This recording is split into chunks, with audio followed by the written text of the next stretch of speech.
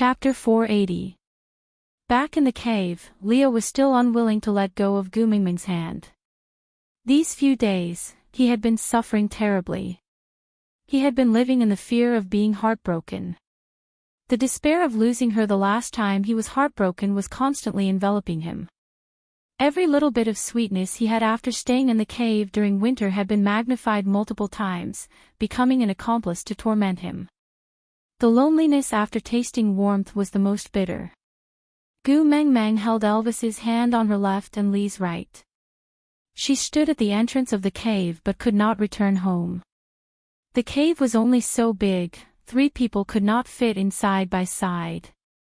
"Why don't the two of you go in hand?" Gu Mengmeng asked sincerely. Elvis and Lia exchanged glances. They each raised the hand that was not holding Gu Mingming's hand and punched at the 2 sides of the cave entrance. Yeah, Erlai's construction team, specializing in expanding all kinds of cave entrances. 1 punch to settle it, providing convenient services for your family of 3. Gu Mengmeng smiled awkwardly as she maintained the posture of the 3 of them holding hands into the cave. But honestly speaking, it felt weird. It felt like Daddy and Mummy were bringing you to the supermarket. Damn it, Gu Mengmeng once again felt the malice from the height. Gu Mengmeng looked at the cave and felt that something was missing. After thinking for a long time, she was suddenly shocked. She turned to Elvis and asked, "Where are Hede and the rest?" Elvis was also taken aback and said, "Ah. They seem to be still soaking in the water." Gu Mengmeng glared at him and Elvis immediately said, don't be angry. I will go get the 4 of them now." With that, Elvis hurriedly ran out of the cave. After Elvis left, there was only Gu Mengmeng and Leo left in the cave. The atmosphere was a little awkward. Gu Mengmeng pulled her hand away from Li's grasp. Not only did Lia not let go, he even wrapped his arms around Gu Mingming's waist and asked, "Are you regretting taking me in?" Gu Mengmeng shook her head and said, "I never really let you go. I was greedy on one side, but I did not dare to admit it at the same time. That's why I ended up like this today. If we had known this would happen, we might as well have admitted our selfishness and greed from the very beginning. Whoever wants to scold us can scold us all they want. At least the 3 of us wouldn't have to suffer so much." Lia placed Gu Mengmeng on the bed and let her sit properly. He laid on his side and used Gu Mingming's thighs as a pillow. His furry big tail brushed against Gu Mingming's waist. He said, "I know you're lying to me, but I still feel happy after hearing it. Mengmeng, this time, lie to me for the rest of my life, alright?" Gu Mengmeng gently caressed Li's hair. The texture of his silver white hair was really good, as smooth as silk.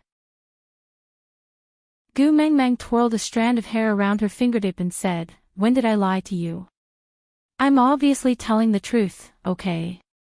Lia said, "If you really have me in your heart, why would you be so cruel to me? Once I confirmed that you and Elvis had mated, I immediately came back to look for you. I knew that you were angry at my scheming, so you would definitely be punished, but I didn't expect that you would directly cut me off from your heart. You clearly knew that the matter between Nina and me was fake, yet you kept saying that I was someone else's male, which made my heart ache." Gu Mengmeng poked Li's head and said, "Why didn't you mention that when you were poking me at Nina's house? I was so upset that I didn't want to live, but I didn't see you feeling sorry for me." Chapter 481. Then why did you stop me from hitting Nina? Gu Mengmeng was still very angry when she thought of this. Leo looked at Gu Mengmeng with an aggrieved look and said, "I was afraid that you would dirty your hands and I was worried that your hands would hurt." Gu Mengmeng replied, "That would definitely not hurt as much as you pinching my wrist." Leo looked down and said, "I also know that you would definitely feel a lot of pain when I pinched your wrist. That is my punishment to myself. When you are in pain, I am in even more pain." With that, Lia placed Gu Mingming's little hand on his chest and said, "Here, it hurts 1,000 times more." Gu Mengmeng looked into Li's eyes. The deep love had never faded and it was even more intense than before. You were the one who abandoned me, but now you're saying it as if I let you down. Gu Meng Meng mumbled unhappily. Leah said, if you weren't uncomfortable and were willing to accept both me and Elvis as your partners, I wouldn't have to do so many things. Gu Meng Meng said, now it's my fault. Leah flipped over and sat up, hugging Gu Meng Meng from his body. He felt the complete feeling of using her body heat to fill his embrace and said, it's not considered letting me down, but you owe me happiness. At that time, you said that I was your ex-boyfriend and asked me to maintain my demeanor and not disturb your life. Heartless Gu Meng Meng, do you know that your heartless words almost caused me to suffocate and die in front of you? You even said that you don't want things that have been touched by others. Leah kissed the side of Gu Mingming's face and whispered in her ear with a deep and husky voice, do you want to check if it has been touched before? Gu Mingming's hair stood up and she had goosebumps all over her body. She said defensively, we agreed not to mate, but Leo looked at Gu Meng Meng with a, your thoughts are so dirty expression and said, who said I want to mate? I just want you to check if your beast pet is clean. No need to check. I believe you. Gu Meng Meng blushed and wanted to retract her hand. But Leah did not give in.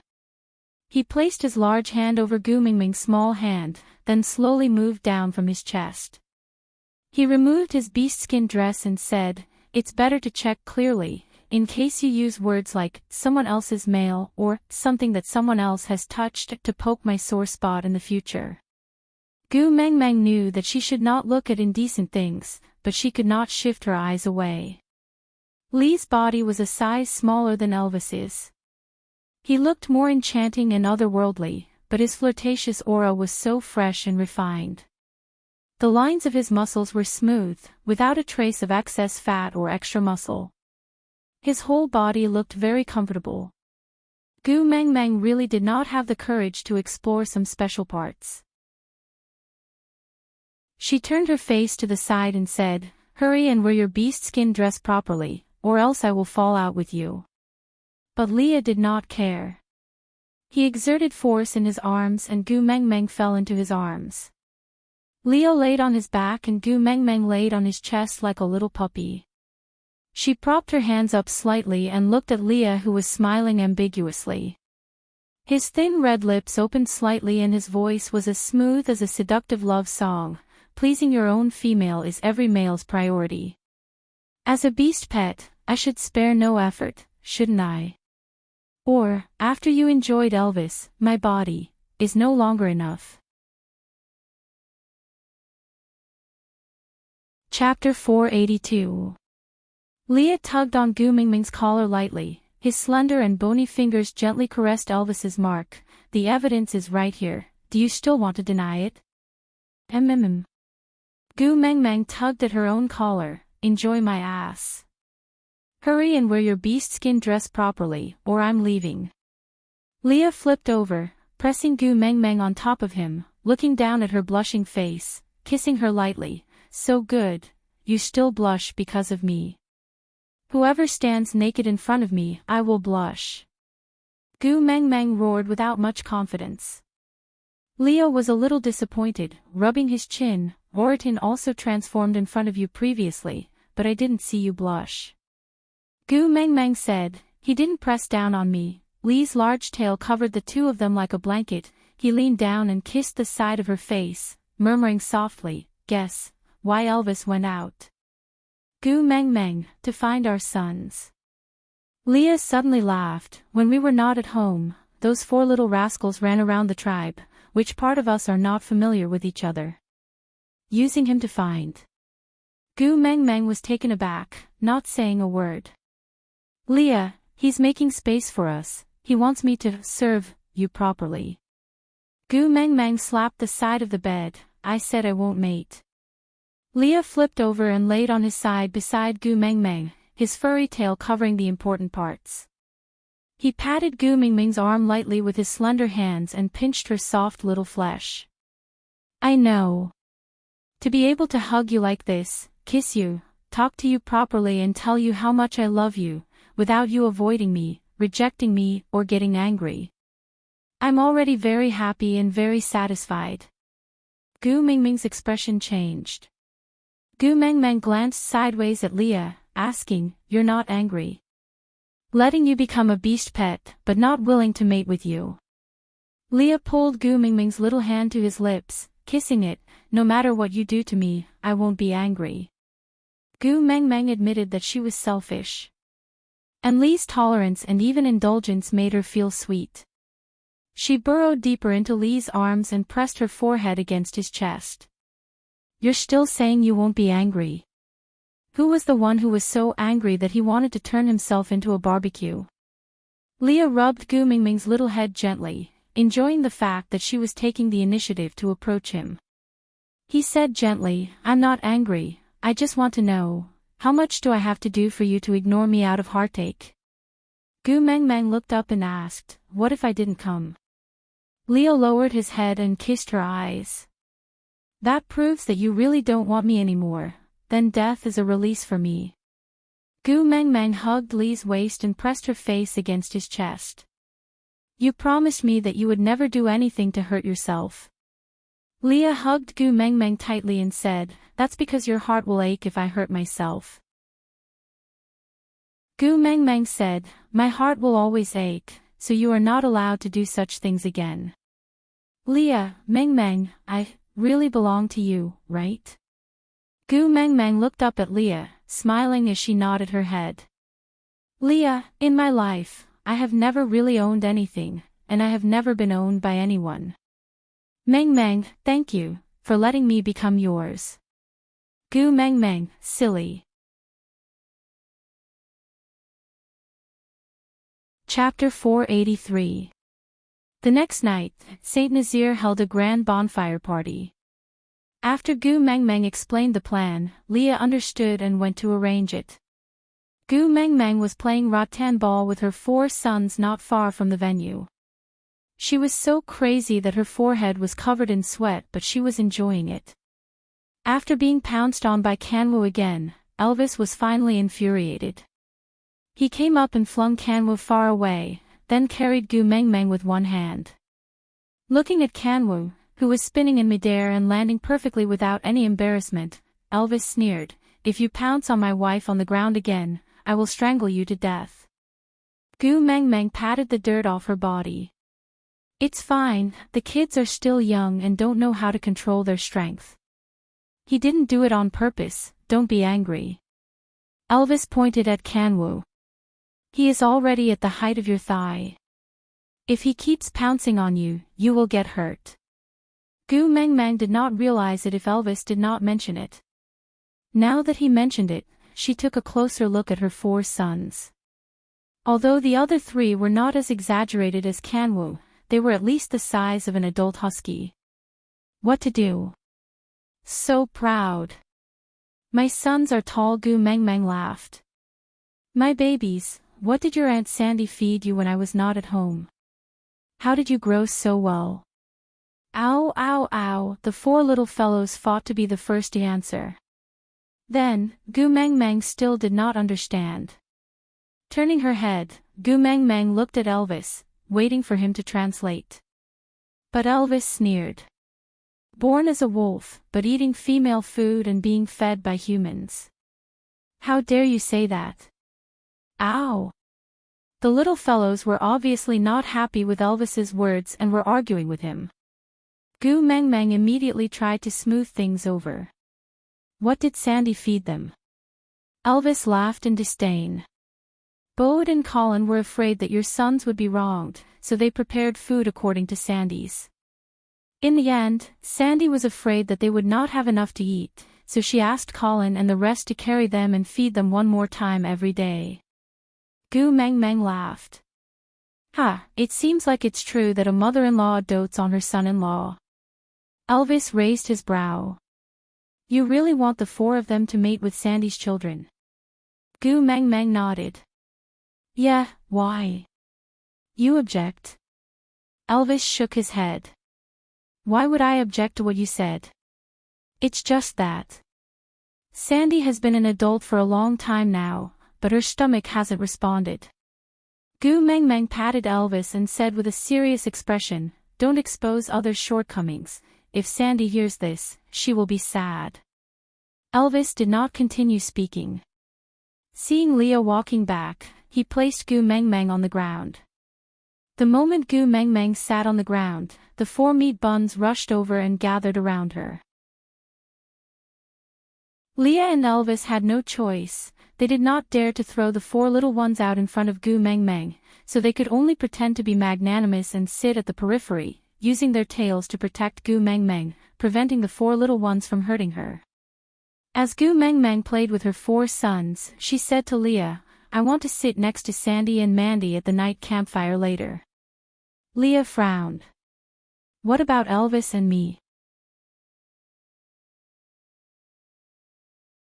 Chapter 484. The 2 males looked at each other and sighed speechlessly. A few days ago when Gu Meng Meng was angry, Leah and Elvis were left out in the cold. If not for Sandy putting in a good word for them, one of them would probably still be lying at the door and the other outside the yard. Accept your fate, Gu Meng Meng would always ignore them when Sandy was around. Just as she was thinking about it, she saw Colin and Bode walking towards them, one on the left and one on the right. Sandy's face was obviously filled with anger. She sat down in front of Gu Meng Meng, huffing and puffing without saying a word, obviously infuriated. Gu Meng Meng looked up at Colin and Bode, asking, "How did the 2 of you anger my little Sandy baby?" Colin hurriedly waved his hands, saying, "Not me, not me." Gu Meng Meng shifted her gaze to Bode, who also hurriedly shook his head, saying, "Not me either, not me either." Gu Meng Meng smiled, "The 2 of you wouldn't dare to anger my little Sandy baby." With that, Gu Meng Meng held Sandy's little hand, saying, "Although you look very beautiful when you are angry, I like you more when you are happy. Tell me, who angered you?"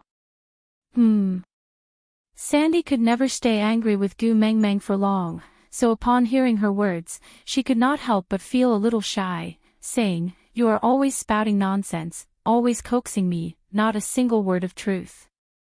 Gu Meng Meng widened her beautiful eyes, pointing to the sky and swore, "If I lie to you, may the heavens strike me with lightning." Sandy went forward to cover Gu Meng Meng's mouth, saying, "Don't swear so recklessly, what if it comes true?" Gu Meng Meng retracted her finger and held Sandy's little hand. She pulled her hand away from her mouth and held it in her hand. She nudged Sandy's shoulder lightly and said, "Are you worried that I will be struck by lightning? Your heart is aching." Sandy was finally tickled by Gu Meng Meng's nonchalant look. She poked Gu Meng Meng's brows in exasperation, saying, "The children are watching, you are also not being serious." Gu Meng Meng saw that Sandy's mood had improved, so she stopped fooling around, saying, "Tell me, who exactly angered you? Look at how angry you were just now, you were about to emit smoke." Sandy was still angry at the mention of this matter. "It's that Ellie." Gu Meng Meng squinted her eyes. "Ellie? That snake half-beast female?" Sandy nodded and said with righteous indignation, "She came to find me today because we're both females of the same tribe and we're both half-beasts. She felt inferior in front of others, so it was normal for her to come to me. So, I kindly invited her to have some food with us and invited her to join the bonfire party in the evening. In the end, you know, she actually. Sandy glared fiercely at Colin. Colin innocently lowered his head and didn't say anything. Gu Meng Meng looked at his stance and asked, "What? Does she fancy Colin?" Colin hurriedly waved his hand and said, No. She didn't like me. She said that I had pursued you before." Gu Meng Meng gave him a look of understanding and said, "He went to your place to sow discord, right?" Sandy nodded angrily and said, "His words are so weird, it makes me angry." Gu Meng Meng patted the back of Sandy's hand and said, "What did he say? Let me hear it too." Chapter 485. Gu Meng Meng almost burst out laughing. She held Sandy's hand and asked, "Then what did you say?" Sandy put her hands on her waist and said, "I said, if Gu Meng Meng really wants a bear beast as a beast pet, I will be Gu Meng Meng's beast pet without Colin." Gu Meng Meng laughed, "Ah ha ha. That's right, which bear can be as cute and beautiful as my little Sandy? If I really want to raise a bear as a beast pet, I will definitely raise you." The four males shuddered. Leah gently tugged at the corner of Gu Meng Meng's shirt and said, "Isn't it good to raise foxes? Bears don't have tails." Sandy was indignant upon hearing that. She turned around and transformed into her original form, revealing her furry little tail and shaking it twice. Then, she transformed back into her human form and said, "Who said bears don't have tails?" "I do." Gu Meng Meng held on to Sandy's arm and straightened her neck to look at Leah, saying, "That's right, who said our Sandy doesn't have a tail? I saw it the last time. It was a very cute little fur ball, right Sandy?" Sandy nodded and said, "Yes, it was very cute." Leah felt a strong sense of crisis and despair. Even though she was throwing a tantrum, Gu Meng Meng still held on to Sandy's arm and asked, "Sandy, you don't believe what she said, right?" Sandy said, "I am not stupid. I saw Colin wooing you back then. I am not blind. Do I need an outsider like her to tell me? Moreover, if you like Colin, you should have accepted him back then. Why would you matchmake us? That Ellie has a bad heart. She wants me to quarrel with you and then make you sad. I will not fall for her trick." "Humph." Gu Meng Meng hugged Sandy and swayed, saying, "Yeah, I know my Sandy is the best. She will not be provoked by others. But that Ellie is not simple. She is different from Nina in the past. You better stay away from her, understand?" Sandy tilted her head and asked, "What's different? Aren't they both bitches?" Yes, this was what Gu Meng Meng used to scold Nina, but seeing how Sandy did not even know what a B***tch meant and spat out the word innocently, Gu Meng Meng still felt as if she had led the country's flower astray. She felt guilty as if she was luring a child to steal fast food noodles. Laughing twice, he said, "There are many kinds of sluts." Nina was obviously a B***tch, so he could just beat her back. But he had to be on guard against Ellie, who secretly hurt people. "If she can tell you that Colin likes me today, she might tell you that I'm having an affair with Bode tomorrow." Sandy frowned and turned to look at Bode. Bode's legs were trembling. Under the gaze of the chief, witch doctor, and Sandy, he stammered, I'm innocent with the Lord Messenger. I didn't. Gu Meng Meng laughed and said, "Yes, of course there's nothing between me and Bode. But the person who started the rumor. It doesn't have to be me and Bode, it could be Maya and Bode. Mandy and Bode, Ellie herself and Bode, or Colin and Bode." The way Sandy looked at Bode was getting stranger and stranger. Bode had a feeling that he could not explain himself. He suddenly looked up at Gu Meng Meng and said, "Lord Messenger, did I, accidentally, offend you?" Gu Meng Meng nodded and said, "You're not that stupid."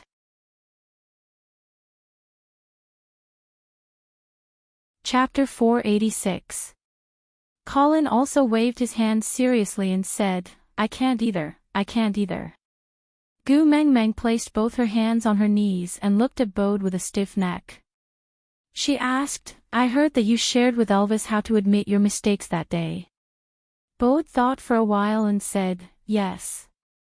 The mighty tribe leader said he made you angry and Sandy was coaxing you, so I taught him how to admit his mistakes." Gu Meng Meng asked again, "Do you usually apologize to Sandy like this at home?" Bode nodded his head seriously and said, "Not only me, males usually apologize like this at home." Gu Meng Meng believed that Bode would not dare to lie to her and his gaze was too sincere. Since it was unintentional, Gu Meng Meng did not pursue the matter any further. She waved her hands and said, "Forget it, I will not pursue this matter anymore." Bode heaved a long sigh of relief before standing up to Gu Meng Meng and Sandy. Seeing that Sandy was no longer that angry after Gu Mingming's tantrum, he could not help but pat Colin's shoulder and said, "Luckily it was you who thought of this idea, or else I really don't know what to do." Colin scratched his head and said, "As long as they are together, they will not be angry." Gu Meng Meng looked at Sandy and Sandy looked back at Gu Meng Meng. Both of them smiled at the same time. Leo was a little jealous as he swayed his large tail and said, "That's why I said, the few of you should thank Meng Meng for not being a male. Or else, humph."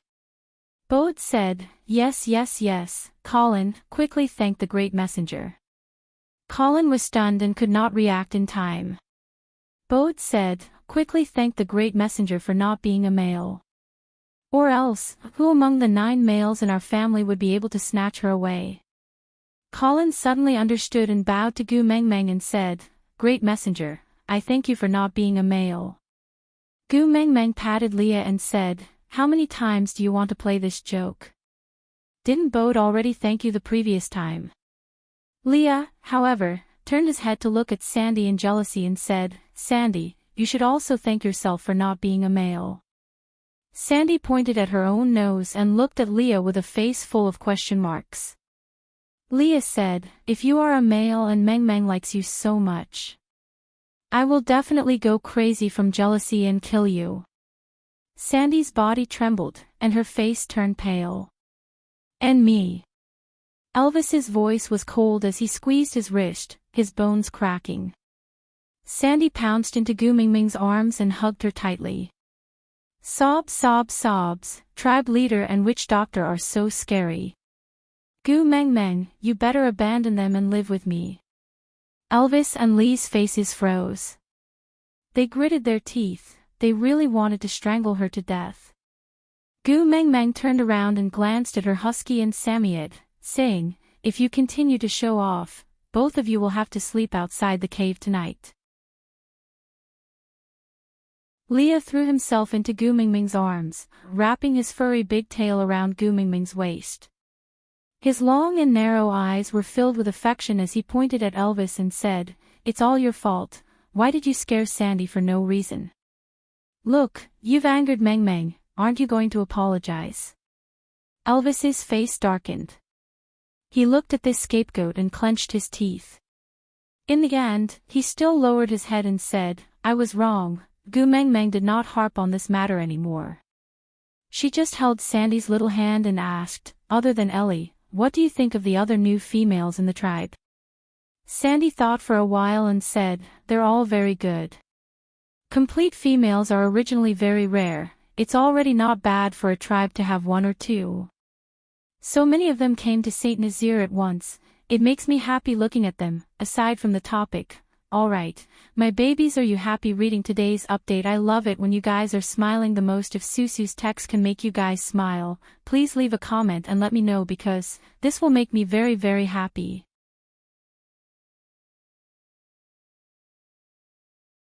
Chapter 487. Gu Meng Meng said, "They used to be the first beauties of the tribe, so it's inevitable that they would be a little arrogant. Did any of them bully you and Maya just because they are complete females?" Sandy shook her head and said, "Sigh, it's strange. They are all complete females, but their personalities are all better than the other. Especially that first beauty that you personally chose, she would smile at me every time she sees me, and speak to me in an amiable manner. Yeah, it's just a little weird, they seem to be imitating you." Gu Meng Meng was taken aback, and suddenly understood. As the messenger of the beast deity, in their eyes, she was probably like a modern little girl who was infatuated with an idol. Give me a XX nose and a XXX chin. In the beast world, there was no such thing as a nose and chin for sale, so she could only get a similar temperament. Alright, if the females here could learn from her, at least it would be pleasant to interact with them. Just that, how long could they last? Speaking of Mandy, Gu Meng Meng suddenly recalled something. She hurriedly took out a bamboo cup from her pocket and handed it to Sandy, saying, "Here, this is for you." Sandy received the cup happily and smiled, saying, Isn't this the cup you gave to the first beauty? I have one too. Gu Mang Mang hooked Sandy's little face and said, In my eyes, you are the first beauty, no one can be compared to you. Before Gu Mang Mang could finish her sentence, she felt a tightness around her waist and was carried up by Leah. Without any communication, he and Elvis sandwiched her in the middle and walked towards the main venue of the night campfire party. As they walked, they said, The decorations at the venue are almost done, you have to come over and see where to place that thing from the previous time. Colin also carried Sandy up in a tacit understanding and walked back with Bode. He said, Look, the great messenger is so busy, you can't keep causing trouble for her. Let's go home first and find a place to place this cup. If not, it'll be useless even if you cry if it gets lost later. The two females were forcefully separated, and when they regained their senses, one was already at the venue and the other in the cave. Gu Mang Mang knew that these two fellows were jealous, blaming her for chatting endlessly the moment she saw Sandy and giving them the cold shoulder. But which woman wasn't the same? Bosom friends always have endless topics to talk about. Gu Mang Mang glanced at the thing Leah was talking about and smiled. This is called a drum. It's a musical instrument from my place. When I used to work at the amusement park, I learned how to make it from the old man who sold souvenirs. However, my skill was not good, and it was far worse than the old man's. This one is barely usable. Leah took the wooden mallet that Gu Mang Mang had made previously and knocked on the drum. He smiled and said, Let's perform that song today. It makes one's blood boil and I feel that it suits today's atmosphere very well. Gu Mang Mang took over the drum stick and played with it in her hands. Previously, it was to help Sandy and Colin to liven up the atmosphere that I risked my voice.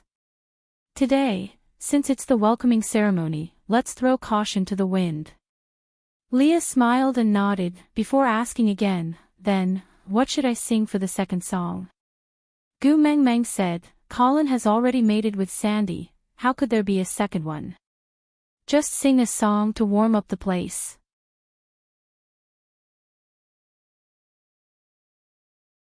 Chapter 488. Gu Mang Mang frowned and asked, singing, A Little Happiness again. I'm already traumatized. Leah shook his head and said, You're not allowed to sing that song anymore. Elvis hugged Gu Mang Mang's waist and said, Just one song will do, don't tire yourself out. Leah did not insist and only said, Then who's going to help you carry the drum? Me or Elvis? Gu Mang Mang felt the increasing pressure from both sides. This was the start of internal strife. Did they have to fight for this kind of physical labor? For the sake of family harmony, Gu Mang Mang said, Both of you help me carry the drum and be more stable, all right? Elvis and Leah nodded and did not say a word. At sunset, half the sky was dyed red by the setting sun. Gu Mang Mang asked someone to take a few large pieces of oil from the animal fats and smear them on the wood. Then, she held a torch and lit it up lightly. The wooden pagoda that was as tall as a human was instantly ignited. Gu Mang Mang turned around and raised the torch high up. With a loud shout, with Elvis leading the way, all the males roared towards the sky.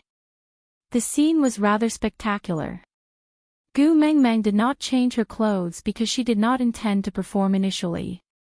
She only agreed because she did not want to reject Leah.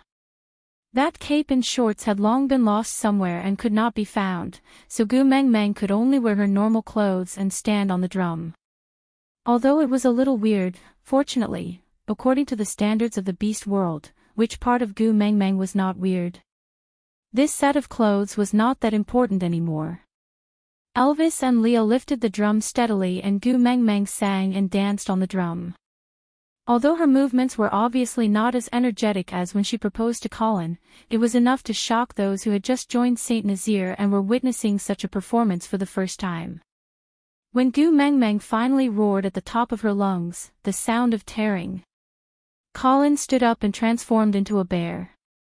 He pounded his chest with both hands and roared towards the sky.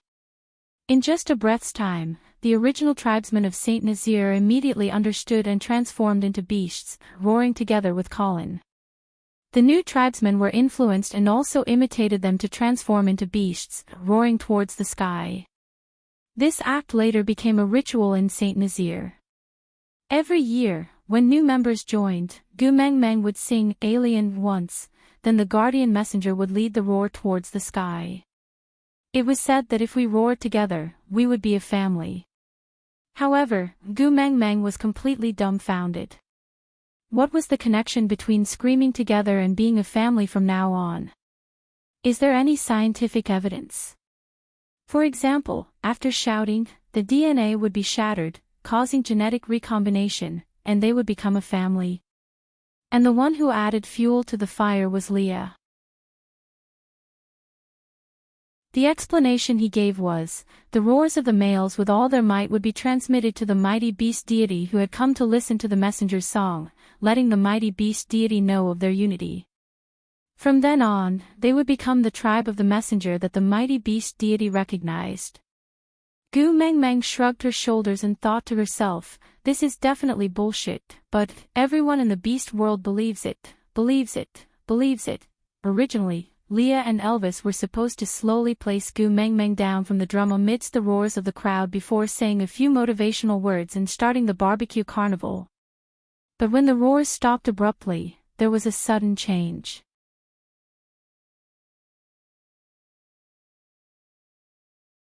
Chapter 489. Leah. Gumengmeng reached out to grab Leah worriedly, but missed. The drum let out a loud thud and rolled to the side. Gumengmeng thought she would fall along with the drum, but the strength around her waist was like an iron clamp, locking her body in place. Looking up, she met Elvis's blue eyes. His brows were tightly furrowed, sweat pouring down like rain. He was clearly in pain, but he was forcing himself to hold on. "Hubby, what's wrong? You guys, what's wrong with you guys?" Gumengmeng had no idea what was going on. She could only hold on to Elvis's shoulders and stare into his eyes. Elvis was trembling all over, but he still controlled his strength and slowly placed Gumengmeng on the ground.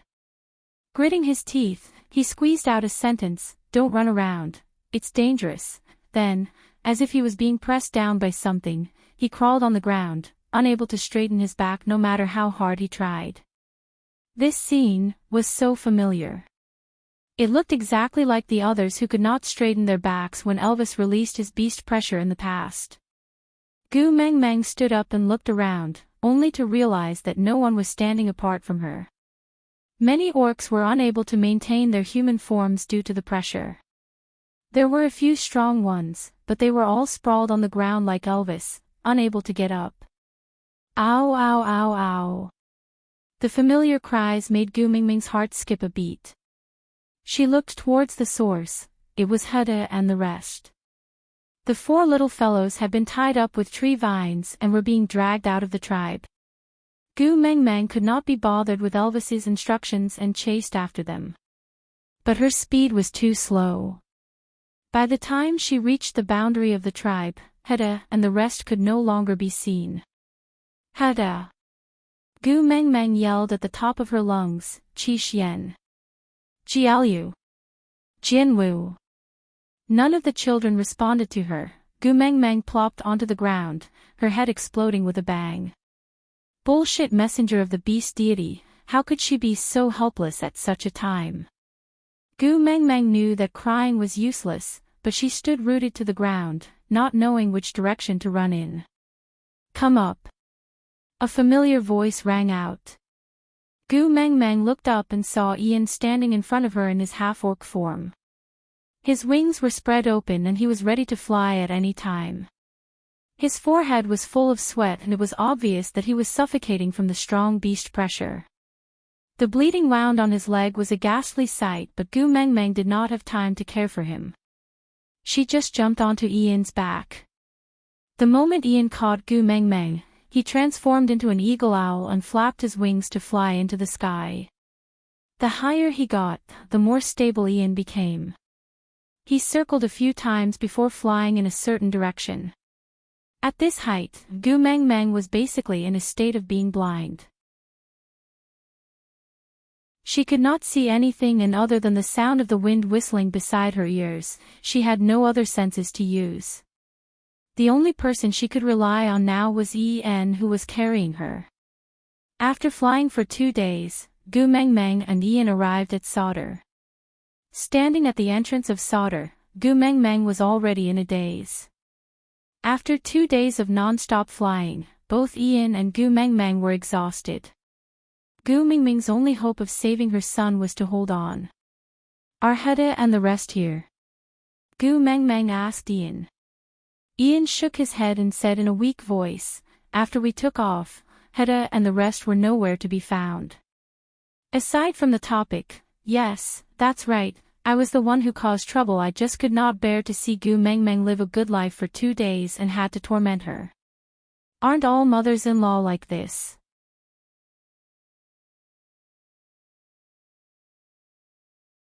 Chapter 490. Then why did you bring me here? Gu Meng Meng howled hysterically, her tears falling uncontrollably. Ian forced himself to hold on to Gu Mingming's shoulders and said, "If it's a wolf cub, you have to remain calm." Gu Meng Meng forced herself to hold back her tears and looked at Ian stubbornly. She kept telling herself in her heart that she had to be strong, she had to be strong, her sons were still waiting for her to save them. Ian took a deep breath and said, "To be able to use beast pressure to suppress the entire Saint Nazir, he must be at least a 5th level orc, and not someone who just reached 5th level. He must be at least a 5th level middle stage or even a 5th level peak. Under such circumstances, even if you and I find a wolf cub, we won't be able to bring it away. You need reinforcements, 5th level, 5th level." Ian could not hold on any longer, and before he could finish his sentence, his body tilted and he landed beside Gu Meng Meng. Gu Meng Meng supported Ian and forced herself to calm down while repeating Ian's words, 5th level, 5th level orc. "I know a 5th level orc, reinforcements." Coal. Gu Meng Meng suddenly understood what Ian meant. Among all the 5th level orcs she knew, the only one who was willing to help her and had the ability was Coal. Gu Meng Meng used all her strength to support Ian up and walked towards Sauder with difficulty, step by step. Just when she reached the signboard, she saw Coal leading a group of people out to welcome them. Coal leads the Sauder tribesmen to welcome the mighty messenger. Coal stopped 3 steps away from Gu Meng Meng, one knee on the ground, and placed his right hand on his left chest to bow. Gu Meng Meng did not have the same confidence as Ian. When she left this place, she was not very friendly towards Coal. Even because of Leah, she was quite hostile towards Coal and spoke rudely. Back then, she bragged that she would never come to Sauder again and wanted to make Saint Nazir into a brand new messenger tribe, blah blah blah blah. Now, would he still be willing to help her? She bit her lower lip. For her sons, what was her face worth? Even if Coal said that he would only help if she lay on the ground and barked like a dog, she would only ask if he wanted her to learn from a Pekingese or a teddy bear. "Coal, help me." Gu Mingming's nose turned sour. She only managed to say these 5 words before her tears fell. Coal frowned and stood up to take Ian from Gu Mingming's body. He handed him over to the person beside him and said, "He looks like he is overly fatigued. Bring him to the stone house to settle down and let him recuperate." The people next to him didn't say anything and directly helped Ian to leave. Coal then turned around and gently wiped away the tears on Gu Mingming's face. He frowned and said, "Sauder is the messenger's tribe and we are your loyal subordinates. As long as it is your command, Coal will definitely execute it to the end. So, Lord Emissary, don't cry, you are our god. If you cry, we don't know what to do." Gu Meng Meng wiped away the tears on her face and looked at Coal with gratitude. "Someone kidnapped my son, but I don't know who it is. He had used his beast pressure to suppress everyone in Saint Nazir, so Ian suspected that the other party was at least a 5th level or above orc. "You're the only 5th level orc I know. Can you help me save my son?"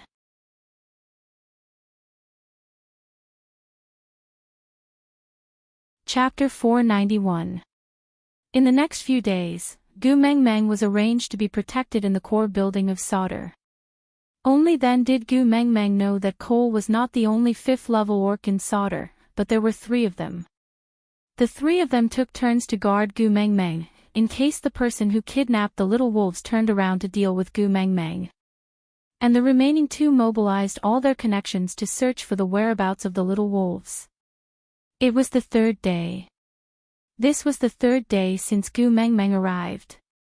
Cole dragged his tired body into Gu Meng Meng's room and exchanged information with the person on duty yesterday. The person on duty yesterday immediately went out to continue his search. Meanwhile, Cole walked to Gu Meng Meng and knelt on the ground. He frowned and said in a hoarse voice, "Great messenger, don't worry too much. No news might be the best news." Gu Meng Meng looked up at Cole. No matter how indifferent she was to Cole, she had already noticed his sunken cheeks and dark circles under his eyes. "These 3 days, it's been hard on all of you." Gu Meng Meng felt a little guilty. She was the one who lost her son, but she could only sit in the house and wait for others to help her find her son. She could not help at all, and the only thing she could do was not to cause trouble. Cole smiled and said, "It's Sauter's honor to be able to serve the great messenger. It's also my honor that you can think of me when you are in trouble." Gu Meng Meng shifted her gaze outside the window and asked calmly, "Where's Ian? Is he still not awake?" Cole replied, "He woke up this morning. Although he was very weak, he still flew away." Gu Meng Meng turned to look at Cole and asked, "Flew away?" Cole nodded and said, "He said he will return to St. Nazir first to inform Mighty Elvis and Mighty Leah about your situation, so that they won't be too worried if they can't find you." Gu Meng Meng nodded and felt a little melancholic. She ran away in a moment of panic because of her child. Elvis and Leah must have gone crazy from not being able to find her. She gently touched her collarbone. There was a black wolf mark there. She remembered Elvis saying that if she was in danger, she should hit this mark hard and he would rush over to save her. If she did not continue hammering, Elvis should at least know that she was safe. Cole maintained his kneeling position by Gu Meng Meng's feet. He looked up into her eyes and said, "Great messenger, do you miss Great Elvis a lot?" Gu Meng Meng nodded. "They must be very worried that I suddenly disappeared." Cole smiled. "It seems like Lord Leah is also very important to you." Gu Meng Meng nodded and said, "They are all my family, of course they are very important." Cole nodded and smiled. "I, as his elder brother, am happy for him that the great messenger thinks so highly of him. When the little mistress is found, please invite Sir Elvis and Sir Leah to stay in Sauter." After all, this place was relatively safer. "We can prevent this incident from happening again." Gu Meng Meng met Cole's eyes and asked, "Is this your condition to help me find my son?"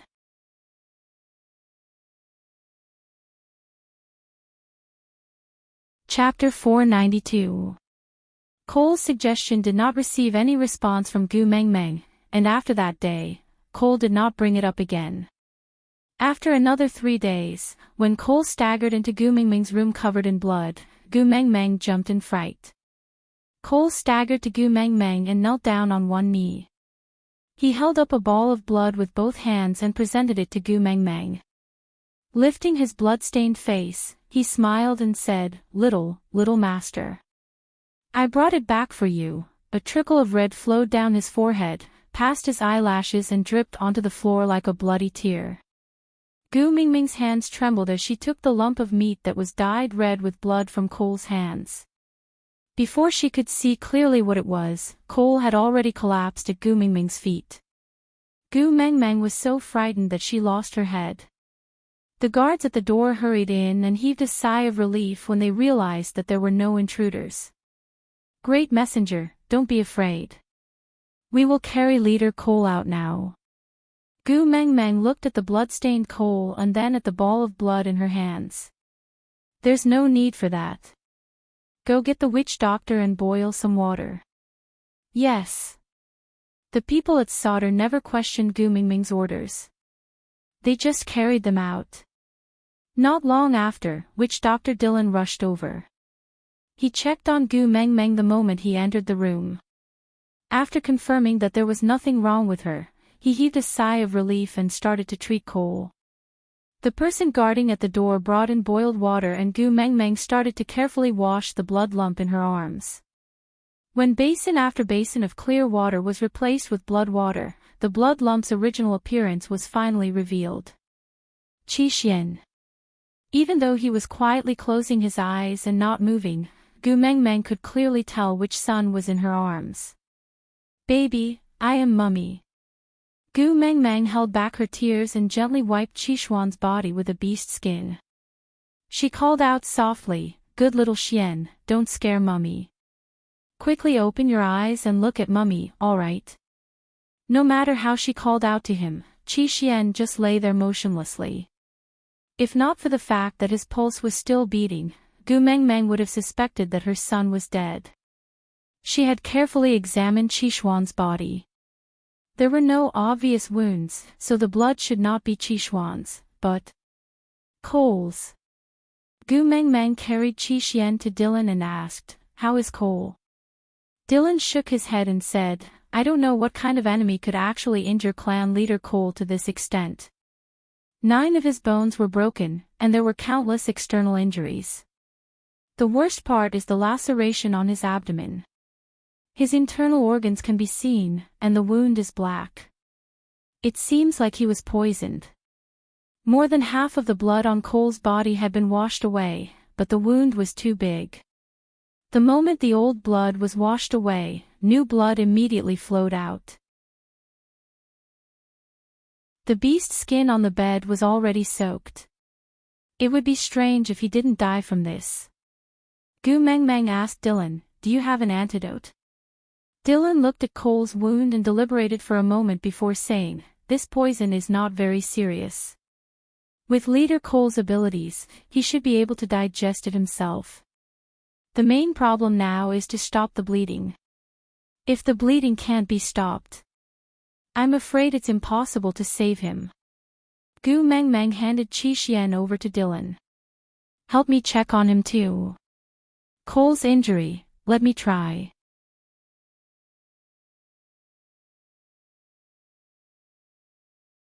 Chapter 493. Gu Meng Meng did have a theoretical method. As for actual practice, she had only observed Leah suture Sandy's partner Adali's wound. But now that Leah was not around, if she did not do anything, Cole would be dead meat.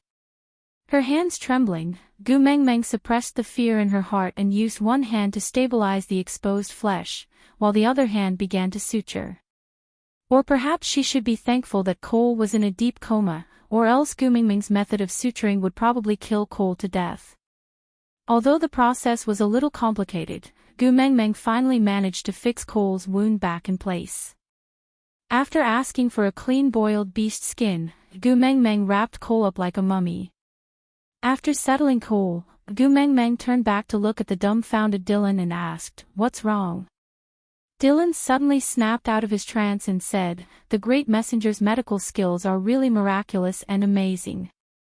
Gu Meng Meng waved her hands and said tiredly, "Save the flattery. How is my son?" Dylan replied, "Little Master did not suffer any external injuries. I have checked his internal organs and found nothing wrong with them. He is in a coma, it might be due to poison. But I am afraid we will only know what kind of poison it is when Leader Cole wakes up." Gu Meng Meng nodded and hugged Qi Xian in her arms. "Then don't go back to stay for this period of time. I remember that there is an empty room beside mine. You can stay here first so that it will be more convenient to deal with any emergencies." "Yes, sir," Dylan replied respectfully and left the room. Gu Meng Meng carried Qi Xian and sat by the window. She gently stroked his back and said, "Little Xian, be good. You must be safe, understand? You must get better quickly and then we can go find your other brothers. Mummy still wants to see you all grow up, evolve, mate and have babies." Cole remained unconscious for half a month. When he opened his eyes again, he saw Gu Mengmeng carrying Qi Xian in her arms and lying on the side of his bed. A pair of soft hands were placed on his wrists. "Great messenger." Cole moved slightly. The sharp pain in his abdomen made him frown and cry out in a low voice. Gu Mengmeng woke up with a start. She sat up and stared straight at Cole. They stared at each other for a long time before returning to her senses. Gu Mengmeng reached out to touch Cole's forehead and realized that he no longer had a fever. She then heaved a sigh of relief and said, "You're finally awake." "Great messenger." Cole wanted to say something but was interrupted by Gu Mengmeng. "You've been in a coma for more than half a month. You've been relying on honey water to maintain your strength. You must be very weak now. Although I have a lot of questions to ask you, I'm not in a hurry. Lie down first. I'll get someone to bring you some food. We'll talk about the rest later." With that, Gu Mengmeng placed Qi Xian by Cole's bedside. "Help me look after my son." Cole smiled gently and said, "All right." Gu Mengmeng turned around and went out. As she called Dylan in to check on Cole's body, she instructed the guards outside to prepare some light food and fruits.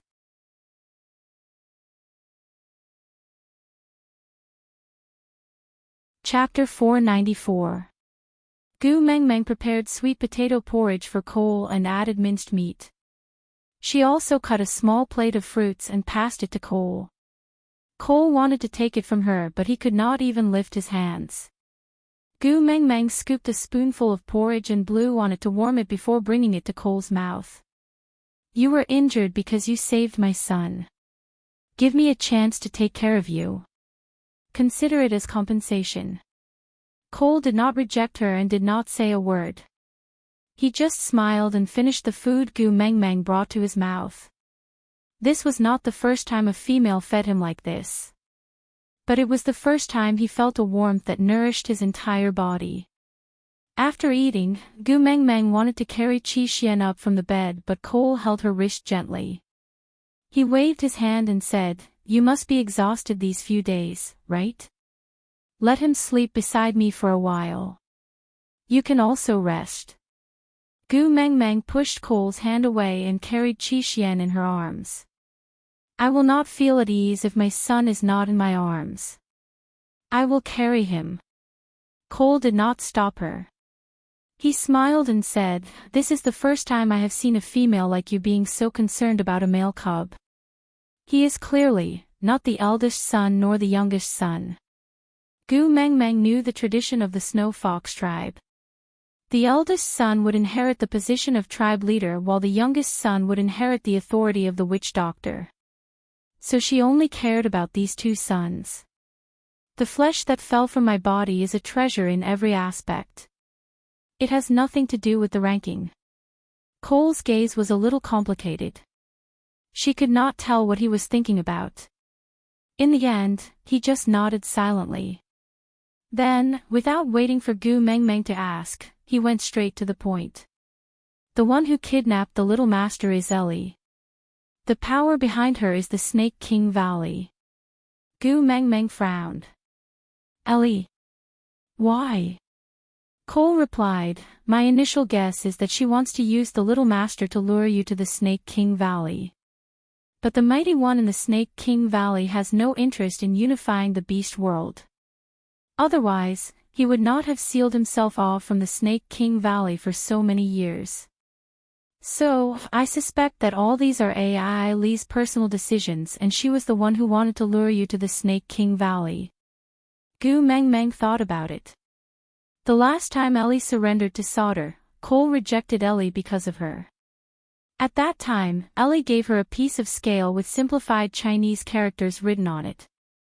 She could tell that it was a fake at one glance. At that time, Ellie mentioned that the real one was in the Snake King Valley. Therefore, her motive right from the start was to lure him to the Snake King Valley. It was just that she wasn't very curious about that information, so she didn't take the bait. So she changed her target to the wolf pups. What was his purpose? Everyone would have a motive for doing things. Deceiving her to go to the Snake King Valley, and then what? Moreover, since she had the ability to kidnap the wolf cub, why didn't she kidnap him directly? Wasn't it easier to deal with a female than to control 4 wolf pups? Gu Mengmeng really could not understand. Frowning, Gu Mengmeng looked up at Cole and said, I want to make a trip to the Snake King Valley.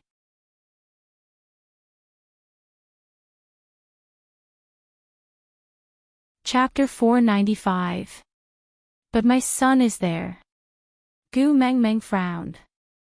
Cole forced himself to sit up and said, I'll go on your behalf. Gu Mengmeng looked at the blood seeping out of his abdomen and said, You're already so injured, how can you go? Moreover, that's my son, there's no reason for you to take the risk for me. Cole did not loosen his grip on Gu Mengmeng's wrist, as if he was afraid that she would immediately run to the Snake King Valley. He frowned, but not because of his bleeding wound. I'm a 5th level beast, I'm already like this just by getting close to the borders of the Snake King Valley. What can you do even if you go? Gu Mengmeng said, I'm the messenger of the beast deity, maybe he will do me a favor. Cole shook his head and said, in the entire beast world, everyone is afraid of the title of messenger of the beast deity, except for him. Gu Mengmeng asked, why?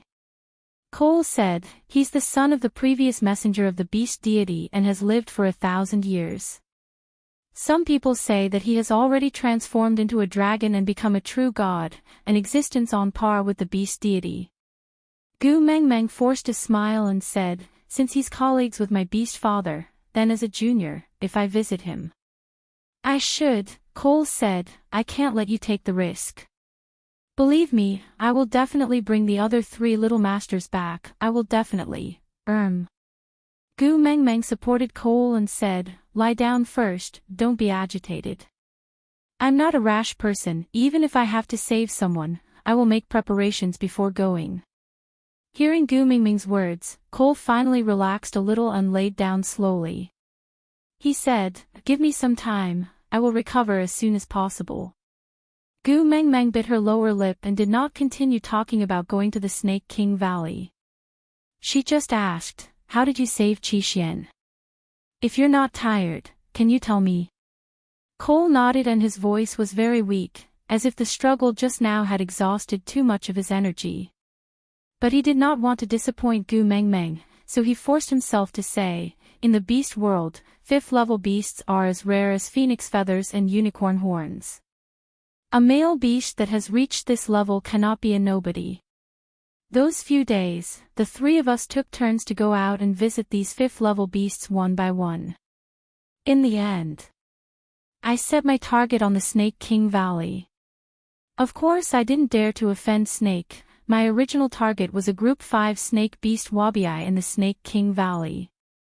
But I had just reached the outskirts of the Snake King Valley when I met Ai Li and saw the little masters who were tied up by her. Gu Mengmeng frowned and asked, alone? Cole shook his head and said, there were a few other males and some of them looked familiar. They should have come to solder together with you. Gu Mengmeng frowned. Those who came to solder with her, weren't they from Saint Nazaire? Cole continued, she has a very strong male with her. I can't tell where he came from and I don't know him either.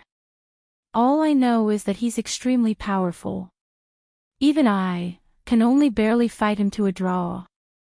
If not for a tiger beast charging out at the critical moment, I might not have been able to bring little Master Qixuan back. Tiger beast. Cole nodded and said, in the chaos, I only heard some deity, someone, saying sorry to you. Gu Mengmeng remained silent for a moment before asking, official Su Xian. Cole recalled for a moment and nodded. Gu Mengmeng asked, and then? What happened to him? Cole took a deep breath and said, his chest was torn apart by AI Lee and he died from eating his heart. Digression, today's update was completed again.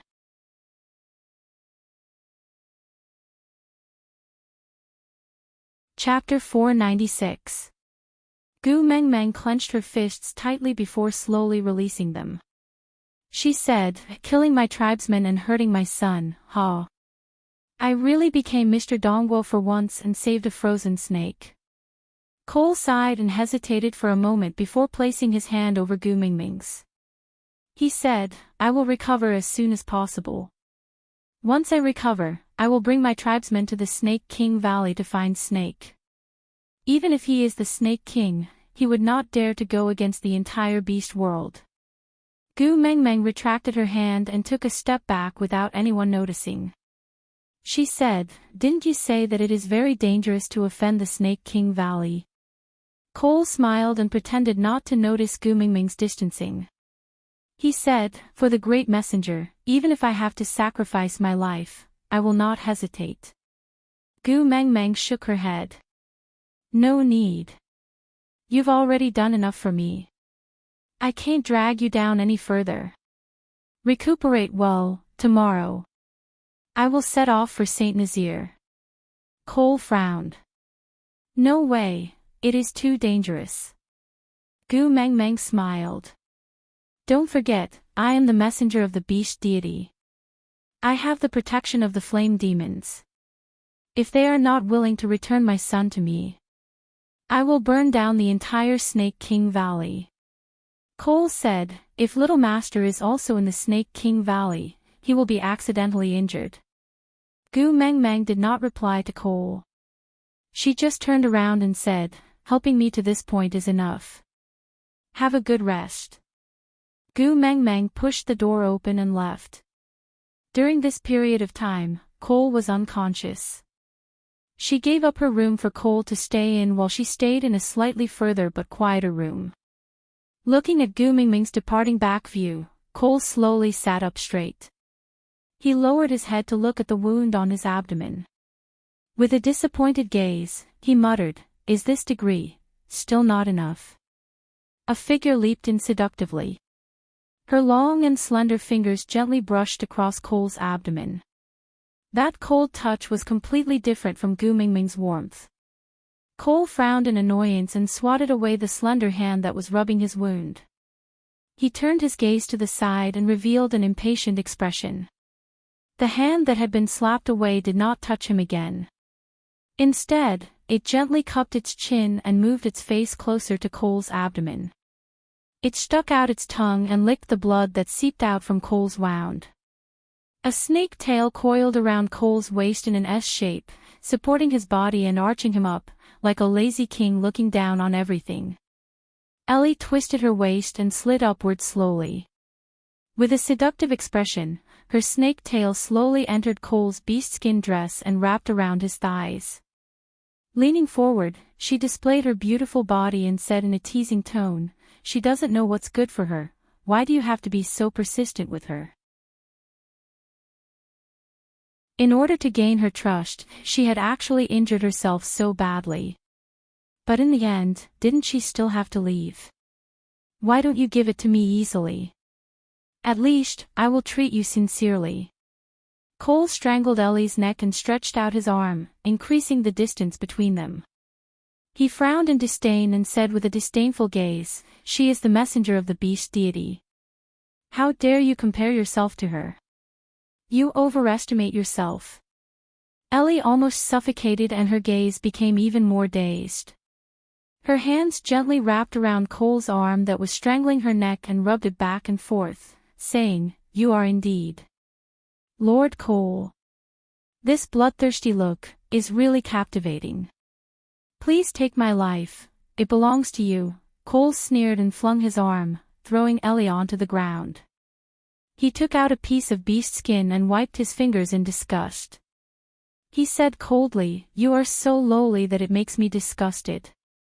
Don't say that you belong to me. You are not worthy. Aside from the topic,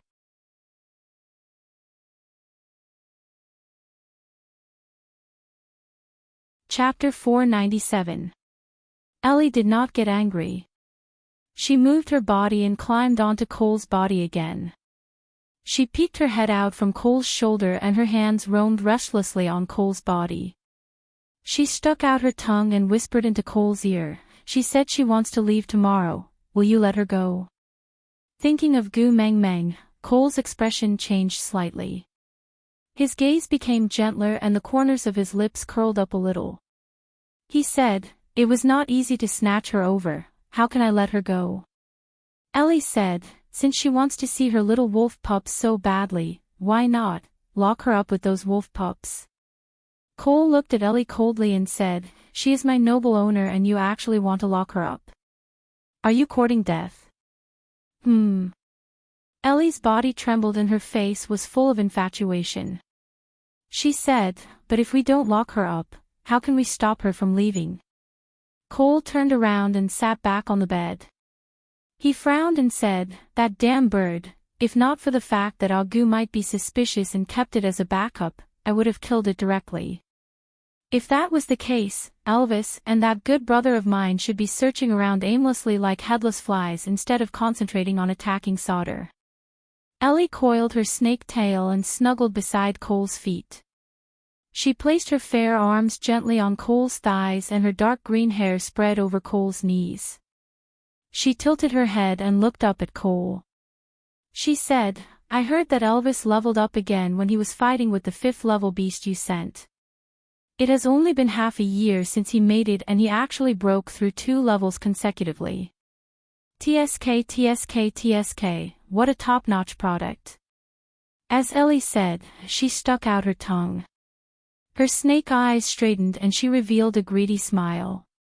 Cole pinched her lower jaw and laughed in disdain and sarcasm. He said, "I asked you to seduce him, but what happened in the end? You didn't even touch his belt, right? If you don't have enough skills, you won't be able to eat him no matter how top-notch he is." Ellie frowned in grievance.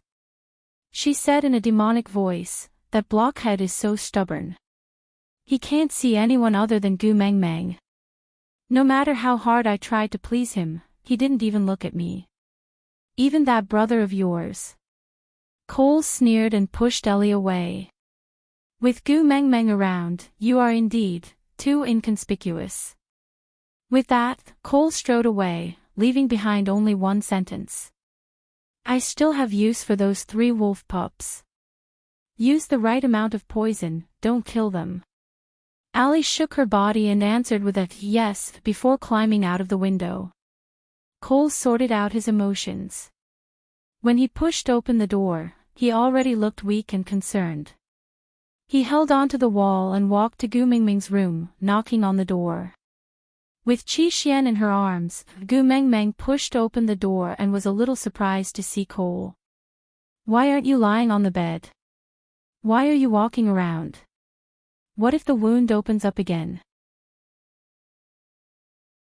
Gu Mengmeng said as she held onto Cole's arm and led him into the house. Cole smiled warmly and said to Gu Mengmeng, "Great messenger, if you must leave Sauter tomorrow, please let Cole accompany you." Gu Mengmeng looked at Cole's wound and frowned. "How are you going to escort them with your injuries? It's better for me to stay here and recuperate. I'll get someone else to send me off."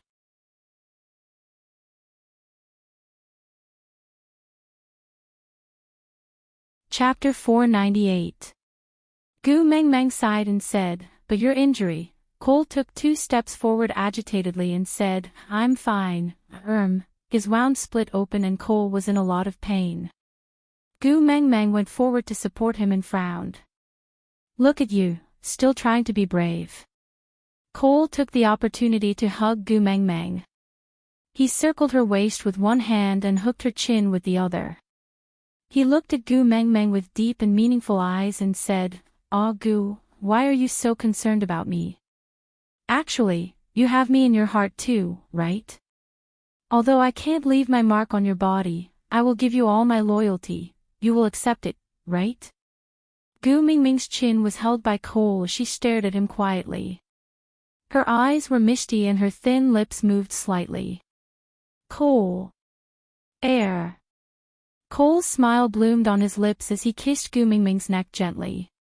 He replied gently, yes, I will always be by your side.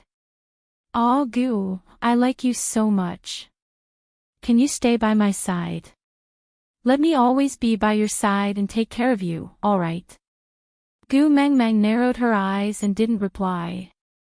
Cole looked up and blew a gentle breath at Gu Mengmeng.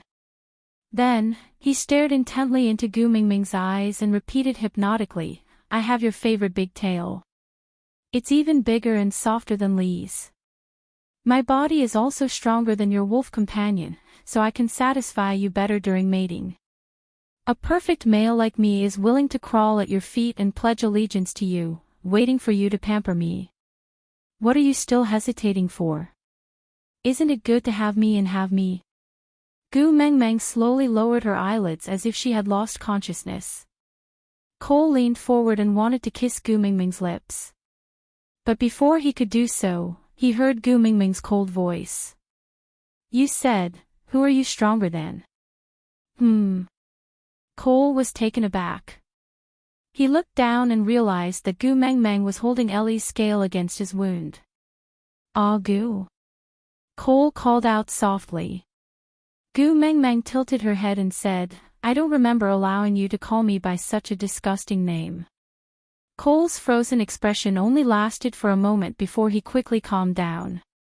He then took a step back and lowered his head respectfully. Great messenger. Gu Mengmeng laughed coldly. Surprised. The fox's seductive fragrance has no effect on me. Cole shook his head. It only proves that I am not good enough to move the great messenger. Gu Mengmeng nodded approvingly and said, compared to that vixen of mine, you are really too lacking. Cole clenched his fists instinctively and looked up to meet Gu Mingming's smiling eyes. He slowly relaxed and lowered his head, saying, compared to Sir Leah, I am still lacking in many aspects. Gu Mengmeng patted Cole's shoulder lightly and said, since you have already said so much, stop pretending. To be able to endure until now before using the fox's seductive fragrance on me. You can be considered to be quite patient. Cole frowned and glanced sideways at Gu Mengmeng. You have been guarding against me from the start. Gu Mengmeng shook her head and said, I didn't when I first arrived. When Ian asked me to ask for your help, I really treated you as a life-saving straw, Cole, then.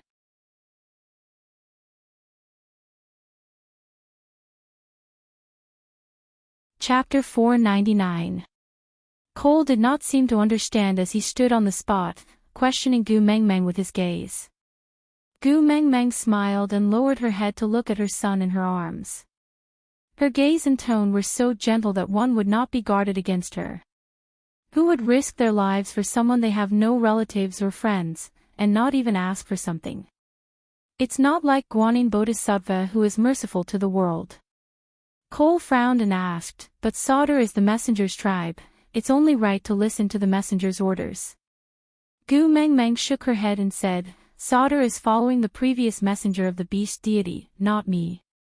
And, it's impossible to be absolutely loyal to a legend from 1,000 years ago.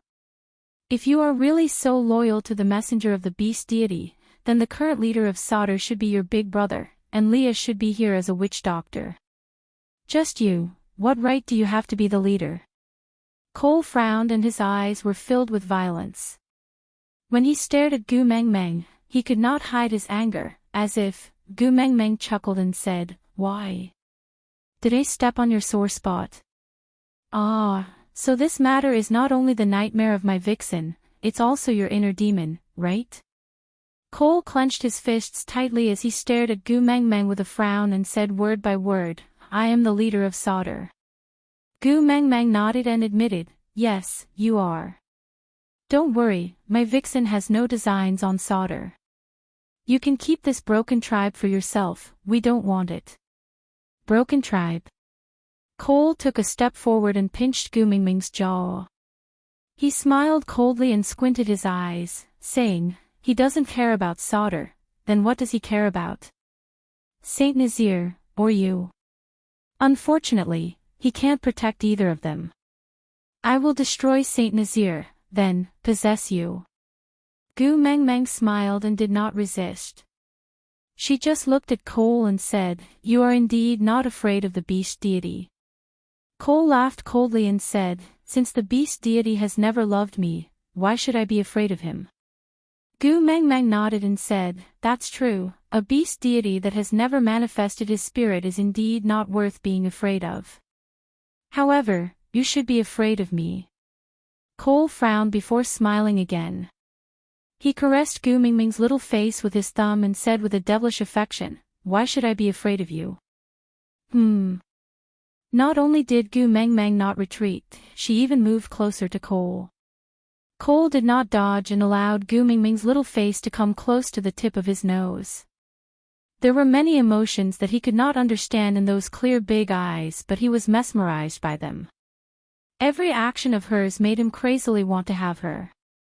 This was the kind of female that should stand by his side. Don't you have any doubts? Since I've already seen through it, why should I stay by your side and continue acting instead of leaving?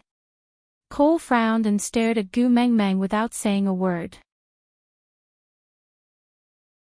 There are so many places to live. Why did I choose this small room? Cole scanned his surroundings warily but did not discover anything unusual. Are you suspecting that I'm bluffing? Gu Mengmeng suddenly slapped Cole's hand away and turned to sit on the side of the bed. At the same time, the wall on Cole's left started to loosen and then collapsed with a loud bang. Dust flew everywhere like billowing smoke.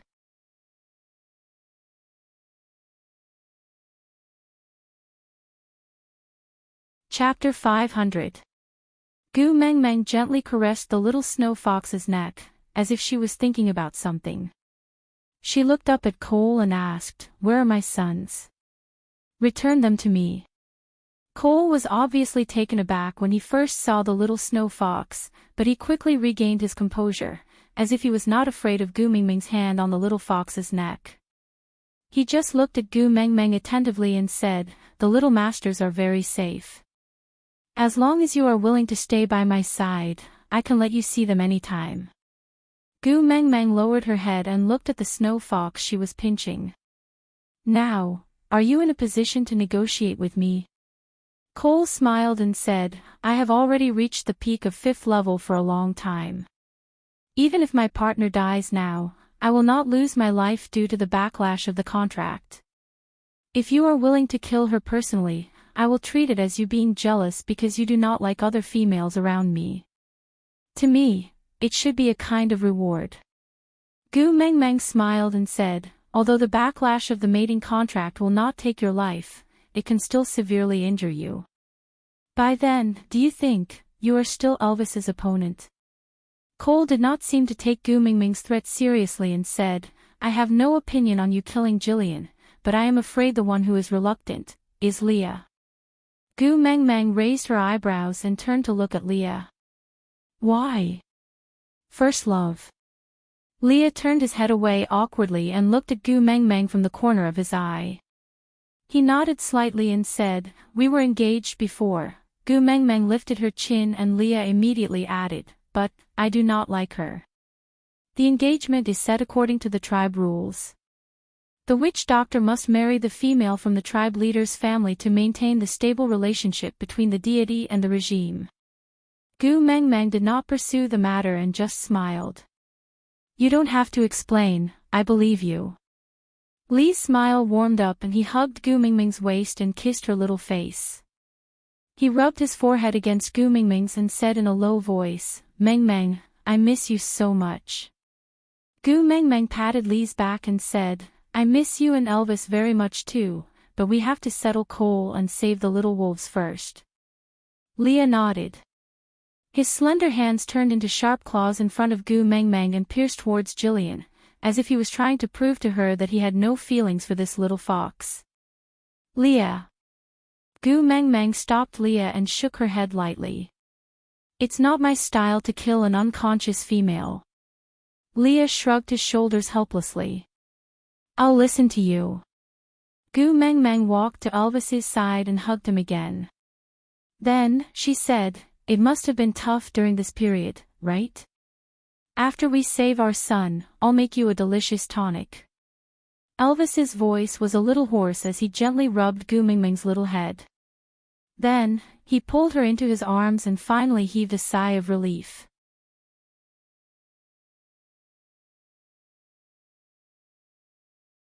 Chapter 501. Cole nodded and said, that makes sense.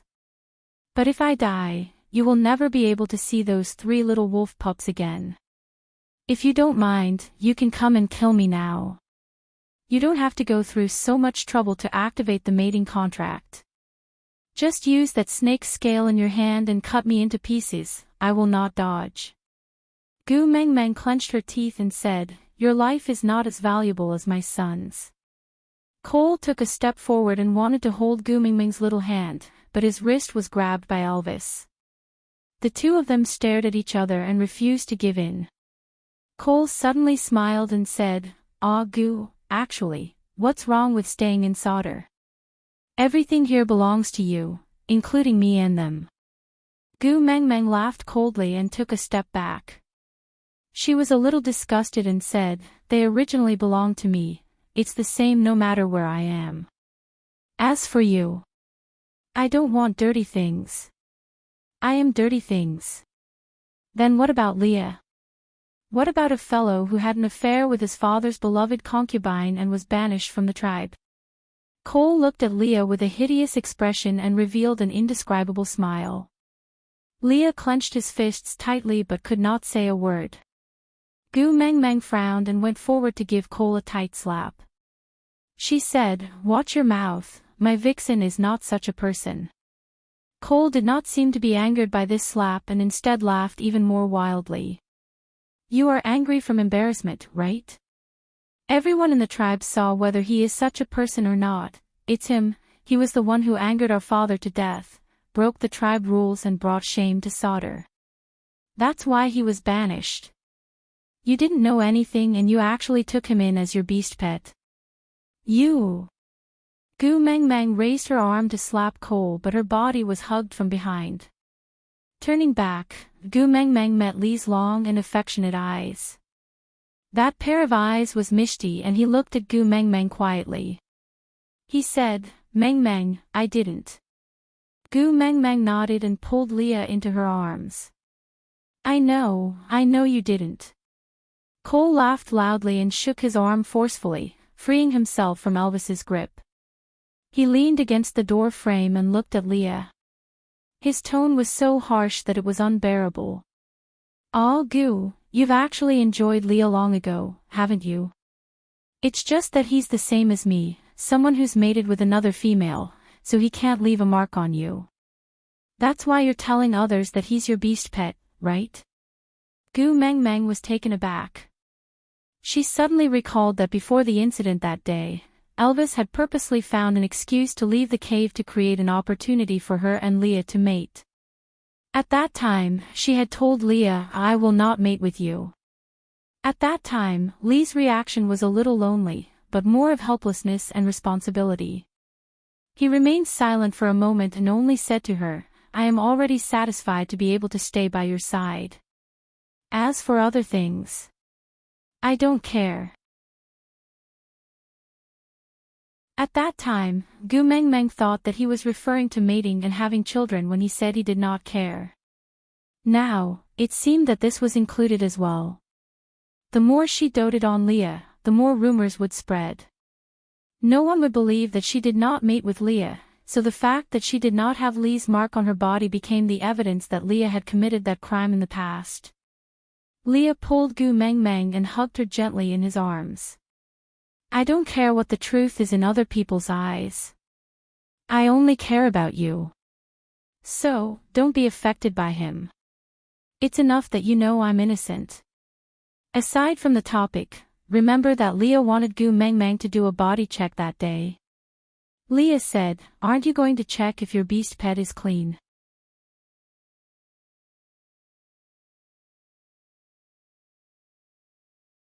Chapter 502. Gu Mengmeng patted Li's back, then turned around to look at the giant bird circling in the sky. Although she had only sat on it once, she could still recognize that it was Ian. Gu Meng Meng smiled, looks like it's a done deal. Cole suddenly turned around and looked at Ian in the sky. He frowned and said, "Ah Gu, what are you planning?" Gu Mingming's smile slowly faded, and finally froze into a cold expression. "I'll give you one last chance, return my son to me, then we'll leave and pretend nothing happened." "Cole, leave. Where are you going without my permission?" Gu Meng Meng raised her brows. "Then there's nothing to talk about." Cole raised his head, determined to win. Gu Meng Meng took 2 steps back and sat back on the bed. She took out a small bamboo tube from under the blanket, opened the lid and poured it into the little snow fox's mouth. Cole instantly felt something burning in his chest. He instinctively wanted to go forward to stop Gu Meng Meng, but was blocked by Elvis, who did not budge an inch. Gu Meng Meng threw the small bamboo tube to Cole. "Smell it, maybe you know what this is." Cole put it in front of his nose and sniffed, instantly frowning. "Amulet used to wash away the mating mark." Gu Meng Meng nodded. "Yeah, luckily our tribe had a completely heartless negative example, or else I might have to kill someone to restrain you today." Cole knew he did not have much time. The backlash from the contract would come very quickly. He had to get rid of Elvis before it happened. But Elvis was already a 5th-level orc. He could not be defeated with just a simple release of pressure. To fight for more time, Cole suddenly launched an attack on Elvis. Each move was deadly, definitely not like Damagua, who was displaying his slight skill in front of an expert. Elvis was rich in battle experience, but Cole was not inferior to him. After a few moves, both of them were badly mutilated, their wounds so deep that their bones could be seen. Gu Meng Meng frowned. They were both 5th level, but Cole was still suffering from the backlash from the mating contract, yet he could still injure Elvis so badly. He had underestimated the enemy. Gu Meng Meng clenched her teeth and gave Leah a look. Leah immediately understood and took out a small beast skin bag from the pocket of her beast skin dress. Gu Meng Meng took it and sniffed it. She smirked coldly. Leah quickly joined the battle. Although his level was not high, with their many years of teamwork, he was able to cooperate well. He left a few wounds on Cole's body that were not fatal but were enough to restrict his movements. Gu Meng Meng saw the opportunity and roared, "Disperse." Elvis and Leah retreated to the sides in tacit understanding. Gu Meng Meng shook the beast skin in her hands and the red powder danced in the air. After shaking it, Gu Meng Meng immediately covered her mouth and nose with her arms and turned to run. But before she could take a step, she felt the weight on her waist lighten and she was pulled into an embrace. It was mixed with the smell of blood, but also had a warmth that made her feel at ease. Compared to Cole's uncontrollable howls, the moans above Gu Mingming's head made her even more worried. Raising her head, she met with a pair of blue eyes, slightly reproachful, but more heartache. "Battles between males are very dangerous, you are not allowed to rush up in the future." Gu Meng Meng nodded obediently. Seeing some chili powder fall on Elvis's wounds, she could not help but feel heartache. Does it hurt?"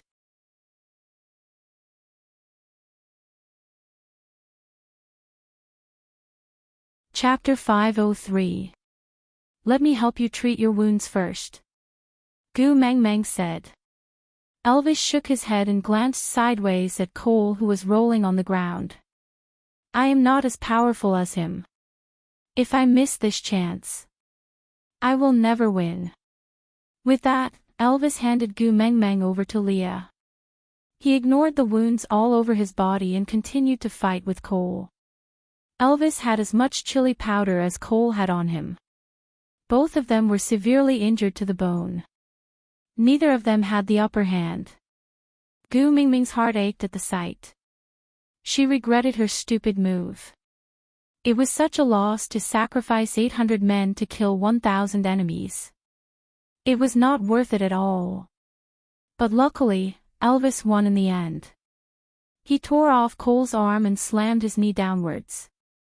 The bones in Cole's calf gave off a crisp sound of bone breaking. With a miserable howl, Cole completely lost the ability to retaliate. He could only lie on the ground and twitch. Actually, Gu Mengmeng was not used to such a bloody scene. But for her son, she had to endure it even if she was afraid. Cole wriggled his body and forced himself to sit up. He leaned against the corner of the wall in a strange position. He looked at Leah with a ferocious gaze as if he was a devil that had crawled out from hell. He wrote while blood flowed out of his mouth. "So what if you kill me? Haha, ha, you will forever be Sauter's sinner, the sinner that angered father to death. Everything you have, everything you cherish, will eventually belong to me." Leah hugged Gu Mengmeng gently and used his body to block her view. He said coldly, "You are wrong. I have nothing. I have never owned anything in this world. The only lucky thing is that I am Gu Mingming's possession." Cole bared his teeth. His gaze was bloodthirsty. He touched the old wound on his abdomen that Gu Mengmeng had stitched up. Because of the fight, the wound that was not stitched up properly was torn open again. But Cole did not care at all. He just laughed coldly and said, "Ah, Gu will also be mine." Gu Mengmeng ignored Cole's words. She just separated herself from Lee's arms to take care of Elvis. She knew that Leah and Cole must have some old scores to settle. And all she had to do was to silently support Leah. That was enough. Leah kissed Gu Mingming's forehead. He then slowly walked to Cole and squatted down to look him in the eye. One was as white as snow. If he was covered in dirt, the difference was obvious.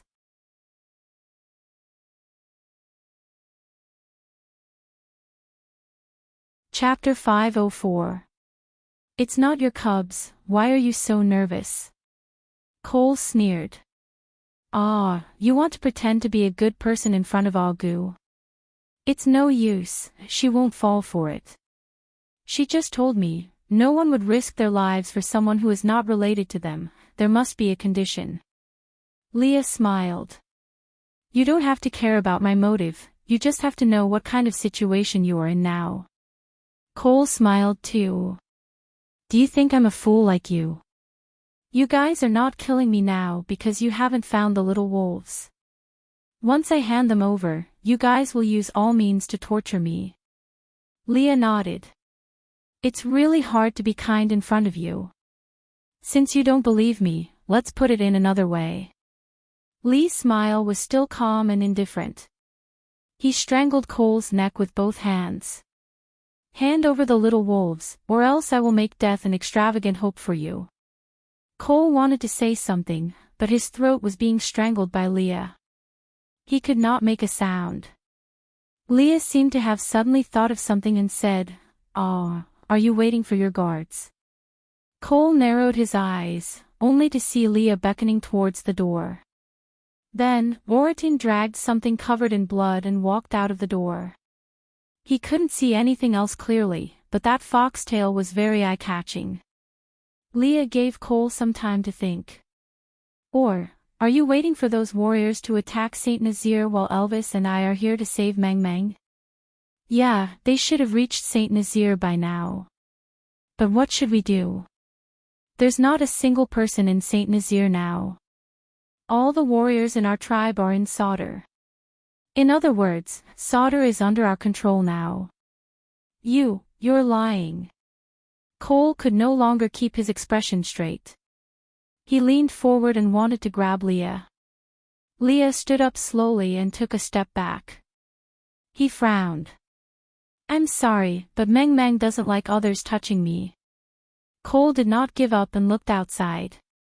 But he realized that there was really no one on his side in his field of vision. "Impossible, it's impossible for you to know.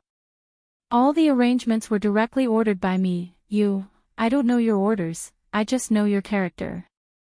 Leo looked down at Cole and said, "You purposely used your beast pressure to suppress Saint Nazir so that Meng Meng would take the initiative to seek help from you. After all, you are the only 5th level orc that she knows. Therefore, Mingming's appearance must have made you very proud." But you also know that Elvis and I will definitely come looking for you. Once Mang Mang sees us, she will not rely on you anymore. So the best way is to get rid of us, get rid of Saint Nazir, get rid of everything she can rely on, and let you be her only crutch. This is just a reenactment of the method used to deal with me. How could I not have guessed it? Cole narrowed his eyes and sneered. My ninth brother has really grown up. Leo looked down and said calmly, it's just a lesson learned. However, I can tell you that your warriors most likely won't be coming back. After all, you, who are at the peak of the 5th level, were already in such a state from the backlash of the mating contract. They, who are only at the 4th level, may not be able to withstand it.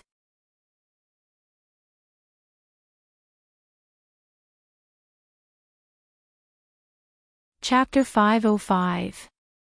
Leah did not kill Cole, but brought him to Sauter's dungeon. Gu Meng Meng did not know how Leah would force Cole to reveal the whereabouts of the little wolves, but it would not be a beautiful and harmonious scene. Gu Meng Meng stayed behind to take care of Elvis and Qi Xian. She placed them on the bed, then used a small basin of clear water to clean Elvis's wounds. While cleaning, she said, "Are you a fool? The wound is so deep, and you even rushed into the chili. How painful is that?" Elvis smiled and held Gu Mingming's little hand lightly. "As long as you are fine, this pain is nothing." Gu Mengmeng saw that Elvis did not let go of her hand, so she could only sit by the bed obediently. She carefully avoided Elvis's wounds and asked, "What happened after I left? Why did Dylan help Leah to pass the message?" "Not long after you left, that beast pressure disappeared." Everyone's beast pressure is different, so Leah easily guessed that it was Cole's trick. He wanted to stop you, but it was too late.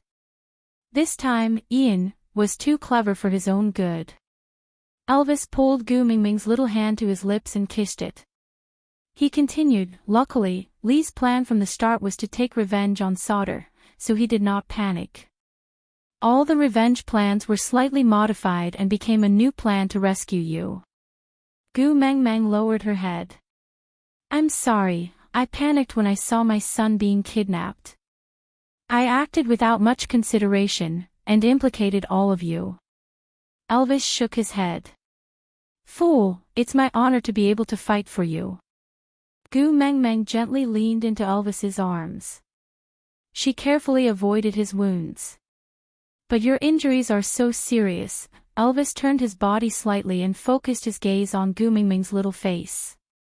He said with a doting expression, "These injuries are nothing. I am a 5th level orc now, I will recover in no time. Look, I am no longer in pain." Gu Mingming's eyes were red. "How can you not be in pain with such injuries?" Elvis gently wiped away Gu Mingming's tears. "As long as I can see you, I will not feel pain anywhere." Gu Mengmeng buried her face into Elvis's palm and said, "I'm sorry for making you worry." Elvis heaved a long sigh of relief and kissed Gu Mingming's tear-stained face. "You have my mating mark on you. If anything happens to you, I will definitely know. The fact that I have felt no danger proves that you are safe." But even so, my heart was still flustered. "You can't run around anymore. No matter what you do, you have to have me by your side. Do you understand?" Gu Mengmeng nodded. "I will never run around again. I will never let you fall into such a predicament because of me." Elvis just smiled. The sleepless battles over the past few days had made him exhausted. It was his conviction to see Gu Mengmeng that had supported him till now. Now that Gu Mengmeng was in his arms, he finally could not resist the sleepiness and slowly closed his eyes, falling into a deep sleep.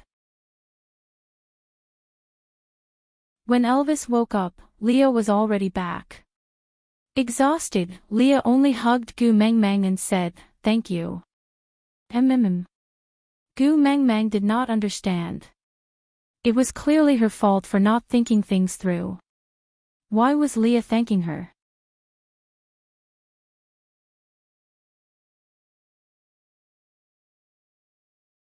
Chapter 506. No matter how many times Gu Mengmeng experienced the tolerance males gave to females in the beast world, she still felt it was too exaggerated and could not get used to it. Moving her shoulders, Gu Mengmeng looked up and asked, "Did he say where the babies are?" Leah shook his head apologetically and said, "The more we care about the little wolf babies, the more Cole will use this as a bargaining chip to threaten us. I think I need some time to plan." Gu Mengmeng nodded. She knew that Leah and Elvis had been waiting day and night for this period of time to save her. No matter how anxious she was, she could not bear to rush them at this time.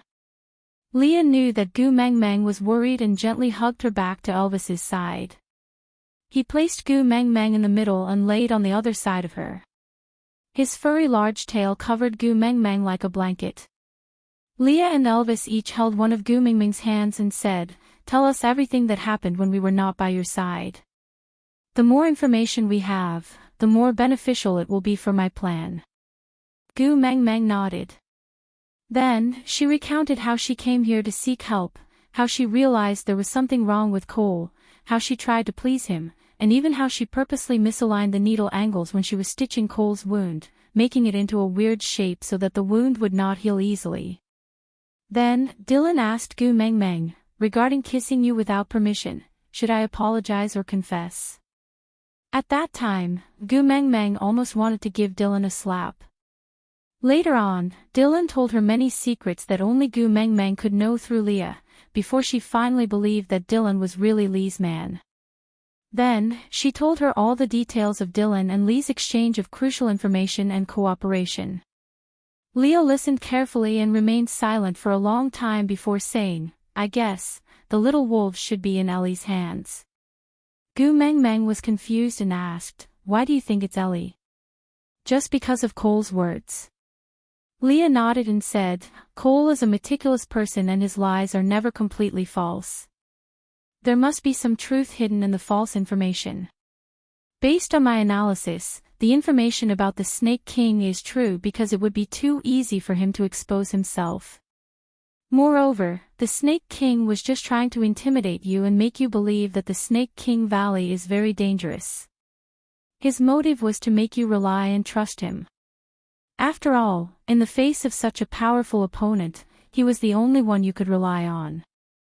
He must be lying when he said he was looking for a level 5 snake beast, because he was the one who helped Allie kidnap the wolf cub. Why would he be looking for a snake beast?" Gu Mengmeng thought along with Lee's words and said, "The wound on his abdomen was lacerated and he had mild symptoms of poisoning when he first came back. He said that he was bitten by Allie's accomplice, and Dylan also said that the wound was caused by the snake's teeth. Then, was it Ellie who bit him?" Leah thought about it and agreed, "The possibility is very high." Gu Mengmeng laughed coldly. "Injuring myself to gain the confidence of others.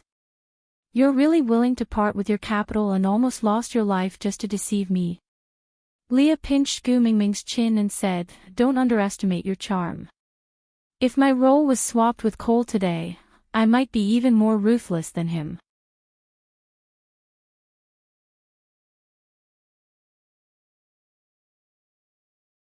Chapter 507.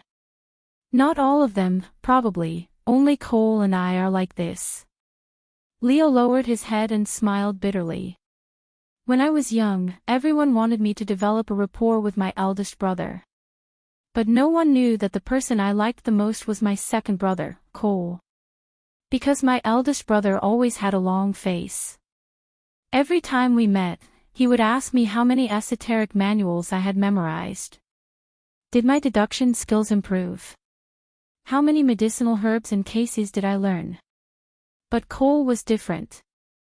Every time he came back from outside, he would bring me new toys, tell me interesting stories and secretly bring me out to play, so compared to my eldest brother, I am closer to Cole. Gu Mengmeng did not interrupt Leah. Because Lee's past and what had happened was like Pandora's box, full of unknowns. If he was finally willing to open it, even if the last thing that jumped out was a devil, Gu Mengmeng would have the courage to hug Leah and face it together. Leah kissed Gu Mingming's forehead, as if this was the only way for him to have the courage to continue. But until he pushed me onto the bed of my father's beloved concubine, then brought my father and a group of elders to rush in, did I know. I was tricked by my most beloved second brother. My father said that he wanted to kill me in a fit of anger. But he cried and hugged his father's leg to plead for me. He wanted my father to spare my life on account of us being father and son. Banishment became my outcome. And he gained the good reputation of being loyal to his father and loving his younger brother. Gu Mengmeng raised her hand and gently touched the dead knot between Li's brows. She asked, if something really happened between you and that beloved concubine, there would definitely be a mark. Since you didn't do it, you should explain to your father clearly. You just need to check that beloved concubine's body and the truth will be revealed. Leah held Gu Mingming's little hand gently and kissed it. He said, fool, it's not important whether something happened between me and that beloved concubine. What's important is that all the nobles, elders, and my father saw me lying on that beloved concubine's bed in a disheveled state.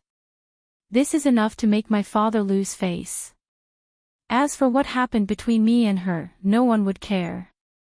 Gu Mengmeng looked at the coldness in Li's eyes and felt a sharp pain in her heart. He was a biological father. His face was more important than his son. How twisted.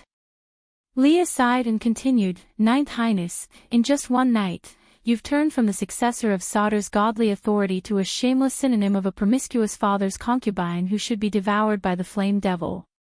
I was banished, whipped, and bullied, but I stubbornly wanted to come back and demand an explanation.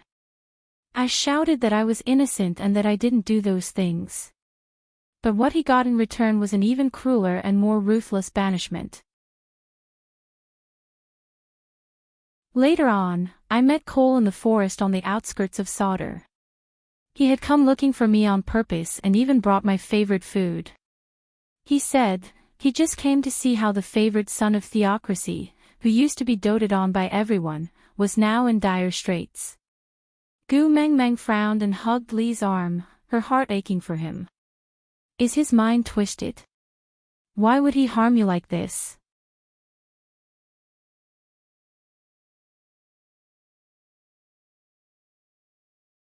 Chapter 508.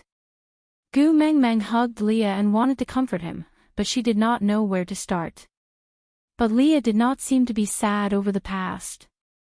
He just looked up at Gu Mengmeng with a smile and asked, Your heart aches? Gu Mengmeng nodded and did not hide her emotions. Leah hugged Gu Mingming's waist back and smiled, I knew you are the softest. Saying these words to you, you will definitely not be able to harden your heart to me. Gu Mengmeng smiled faintly and replied, Yeah, then why didn't you tell me earlier? Leah shook his head and kissed Gu Mingming's cheek lightly, saying, Because I am greedy. I want you to accept me because you like me and not because you pity me. Gu Mengmeng kissed Li's face back and asked again, Then why are you telling me now? Li's gaze was affectionate and gentle. He gently tidied the stray hair in front of Gu Mingming's forehead and said, Because I am more greedy than before. Not only do I want you to like me, I also want you to feel sorry for me, think about me, care about me, love me dearly. Gu Mengmeng blushed and let go of Li's hand. She shifted towards Elvis who was behind her and said, What do you mean by love you dearly? Speak properly. Leah rubbed Gu Mingming's little head dotingly and said, You, always giving me such interesting reactions. I can't help but want to tease you all the time. Gu Mengmeng turned her face away and said, Don't be serious, I am not going to talk to you anymore. Leah nodded and said, I'm too tired today. Tomorrow, I'll tell you what Elvis and I did when you were not around. Gu Mengmeng looked at Li's tired face and nodded. She offered her lips and kissed his chin, saying, You too must be exhausted, have a good rest. Leah closed his eyes in satisfaction and adjusted the angle of his large furry tail on Gu Mingming's body to cover her properly. Elvis's hand passed under Gu Mingming's armpit and rested on her waist. He kissed the back of her head and said, Xiao Meng, thank you." Gu Mengmeng did not turn back. She knew that there was a pair of affectionate eyes staring at her from behind. Her careless escape must have driven them crazy. However, when they saw her, not only did they not reprimand her, they even thanked her for protecting them and not letting them get hurt. This gratitude only made Gu Mengmeng feel even more guilty. She did not dare to meet Elvis's eyes because she knew very well how afraid Elvis was of being abandoned by her. She clearly knew that even if she were to go near the lake, he would be instantly tensed up. But she had completely thrown her fear of him to the back of her mind and chased after the danger alone. "Hubby, I'm sorry. I'll never run around again." Gu Mingming's apology was met with a deep kiss from Elvis, branding the back of her head. "Fool, go to sleep." Ignoring the pain from Gu Mingming's touch, Elvis pulled her into his arms and hugged her even tighter. Only then could he close his eyes in peace and not worry about her suffering in a place he could not see, or about her facing unforeseen dangers. The next morning, Leah woke up early to prepare breakfast. Oriton, who shared a meal with them, and Ian, who no longer needed to hide his identity, brought the giant beast and fish.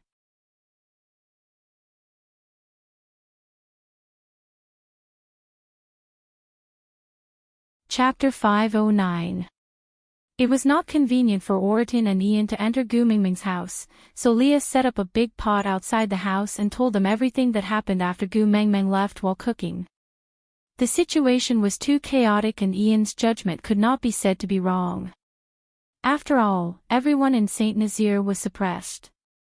Even if Gu Mengmeng was the messenger of the beast deity, she was like a piece of shellfish without the protection of its shell. It was too dangerous. Compared to staying in an unknown danger, seeking protection from the tribe of the previous messenger of the beast deity was the best choice. Even if Cole had any selfish motives, the identity of the messenger of the beast deity was already known to the public. No matter what, Cole could only protect Gu Mengmeng. This was also the reason why Ian left immediately after his injuries were slightly better. If not, Cole could just kill Ian and seal off the news of Gu Mengmeng being in solder. Then, he could accuse Saint Nazaire of failing to protect the messenger. After Saint Nazaire was surrounded and destroyed by the various tribes in the beast world, Solder could then find a random reason to say that they saved Gu Mengmeng from some powerful person. Then, they would naturally become the hero who protected their master. Although Gu Mengmeng would most likely not cooperate with Ian's lies, they could just surround Gu Mengmeng and prevent her from interacting with the outside world. Who would know the truth then? Moreover, Cole still had the fox seductive fragrance. If he used it on Gu Mengmeng, she might, so, the first thing Ian did after waking up was to escape and become Gu Mengmeng's insurance. On his way back to Saint Nazaire, he met Elvis and Leah who were chasing after him.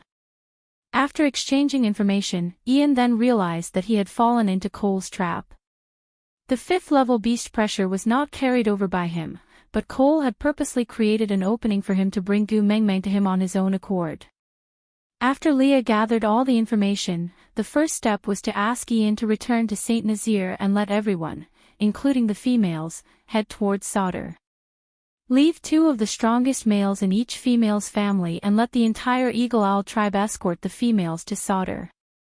On the other hand, the other males would meet up with Elvis and attack Solder from the front to attract their attention and ensure the safety of the females. At the same time, they would cover for Leah to sneak into Solder and contact Dylan, who had defected long ago, to confirm Gu Mengmeng's safety and convey his plan to Gu Mengmeng. On the other hand, Gu Mengmeng pretended to be concerned about Cole, who was pretending to be unconscious. Leo was betting that Cole would definitely not give up the chance to let Gu Mengmeng accompany and get close to him in order to make the fox seductive fragrance work on Gu Mengmeng. In addition, Cole knew that Leah and Elvis were only 3rd level and 4th level respectively, so the 2 5th level snow foxes outside definitely had the ability to control the situation. That was why he stayed by Gu Mengmeng's side with a peace of mind, putting on a show of injuring himself to gain the confidence of the enemy. He completely did not realize that this was Li's trick, using Gu Mengmeng as bait to restrain Sauter's strongest battle power. As for the two level 5 beasts, she was only 5th level advanced and eventually became Elvis's training partner. She successfully helped Elvis break out of the bottle and enter the 5th level state.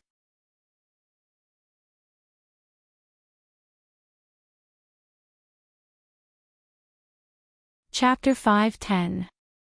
After defeating the two snow foxes, Leah did not choose to attack Sauter immediately. Instead, he let Elvis rest and recuperate while secretly sneaking into Sauter to search for Jillian's whereabouts. He knew Cole's ability. Even if Elvis had risen to the 5th level, it was almost impossible for him to defeat Cole in a head-on battle. The only chance of victory was to tamper with the mating contract. Leah resisted the urge to see Gu Mengmeng. He used the secret path that only the witch doctor knew to wander around the restricted areas of Sauter. He did not believe that Cole would let his weakness leave his control. Ever since Cole became a partner, no one had seen this female before, and that was the best evidence. The only possibility was that he had hidden his female. When Leah finally found Jillian in the secret room that could only be entered during the tribe leader's sacrifice, Leah finally laughed out loud. He secretly brought Jillian away and could not wait to meet up with Elvis to attack Sauter in one fell swoop. And at this moment, Cole was still dreaming of using the fox's seductive fragrance to make Gu Mengmeng submit. Leah had described in one sentence how many blood-soaked battles and how many narrow escapes they had gone through. It was only right for a male to pay any price for a female. He did not want Gu Mengmeng to have any psychological burden because of this. But Gu Mengmeng was neither blind nor stupid. Elvis's old wounds that could not heal in time, Li's faint scars that could not be hidden, and even Oriton's and Ian's bodies did not have a single piece of good flesh. Those who still did not dare to show their faces in front of him were even worse off. Gu Mengmeng knew that everyone did not want her to see their pathetic states, so she chose not to ask. But she would remember this kindness in her heart.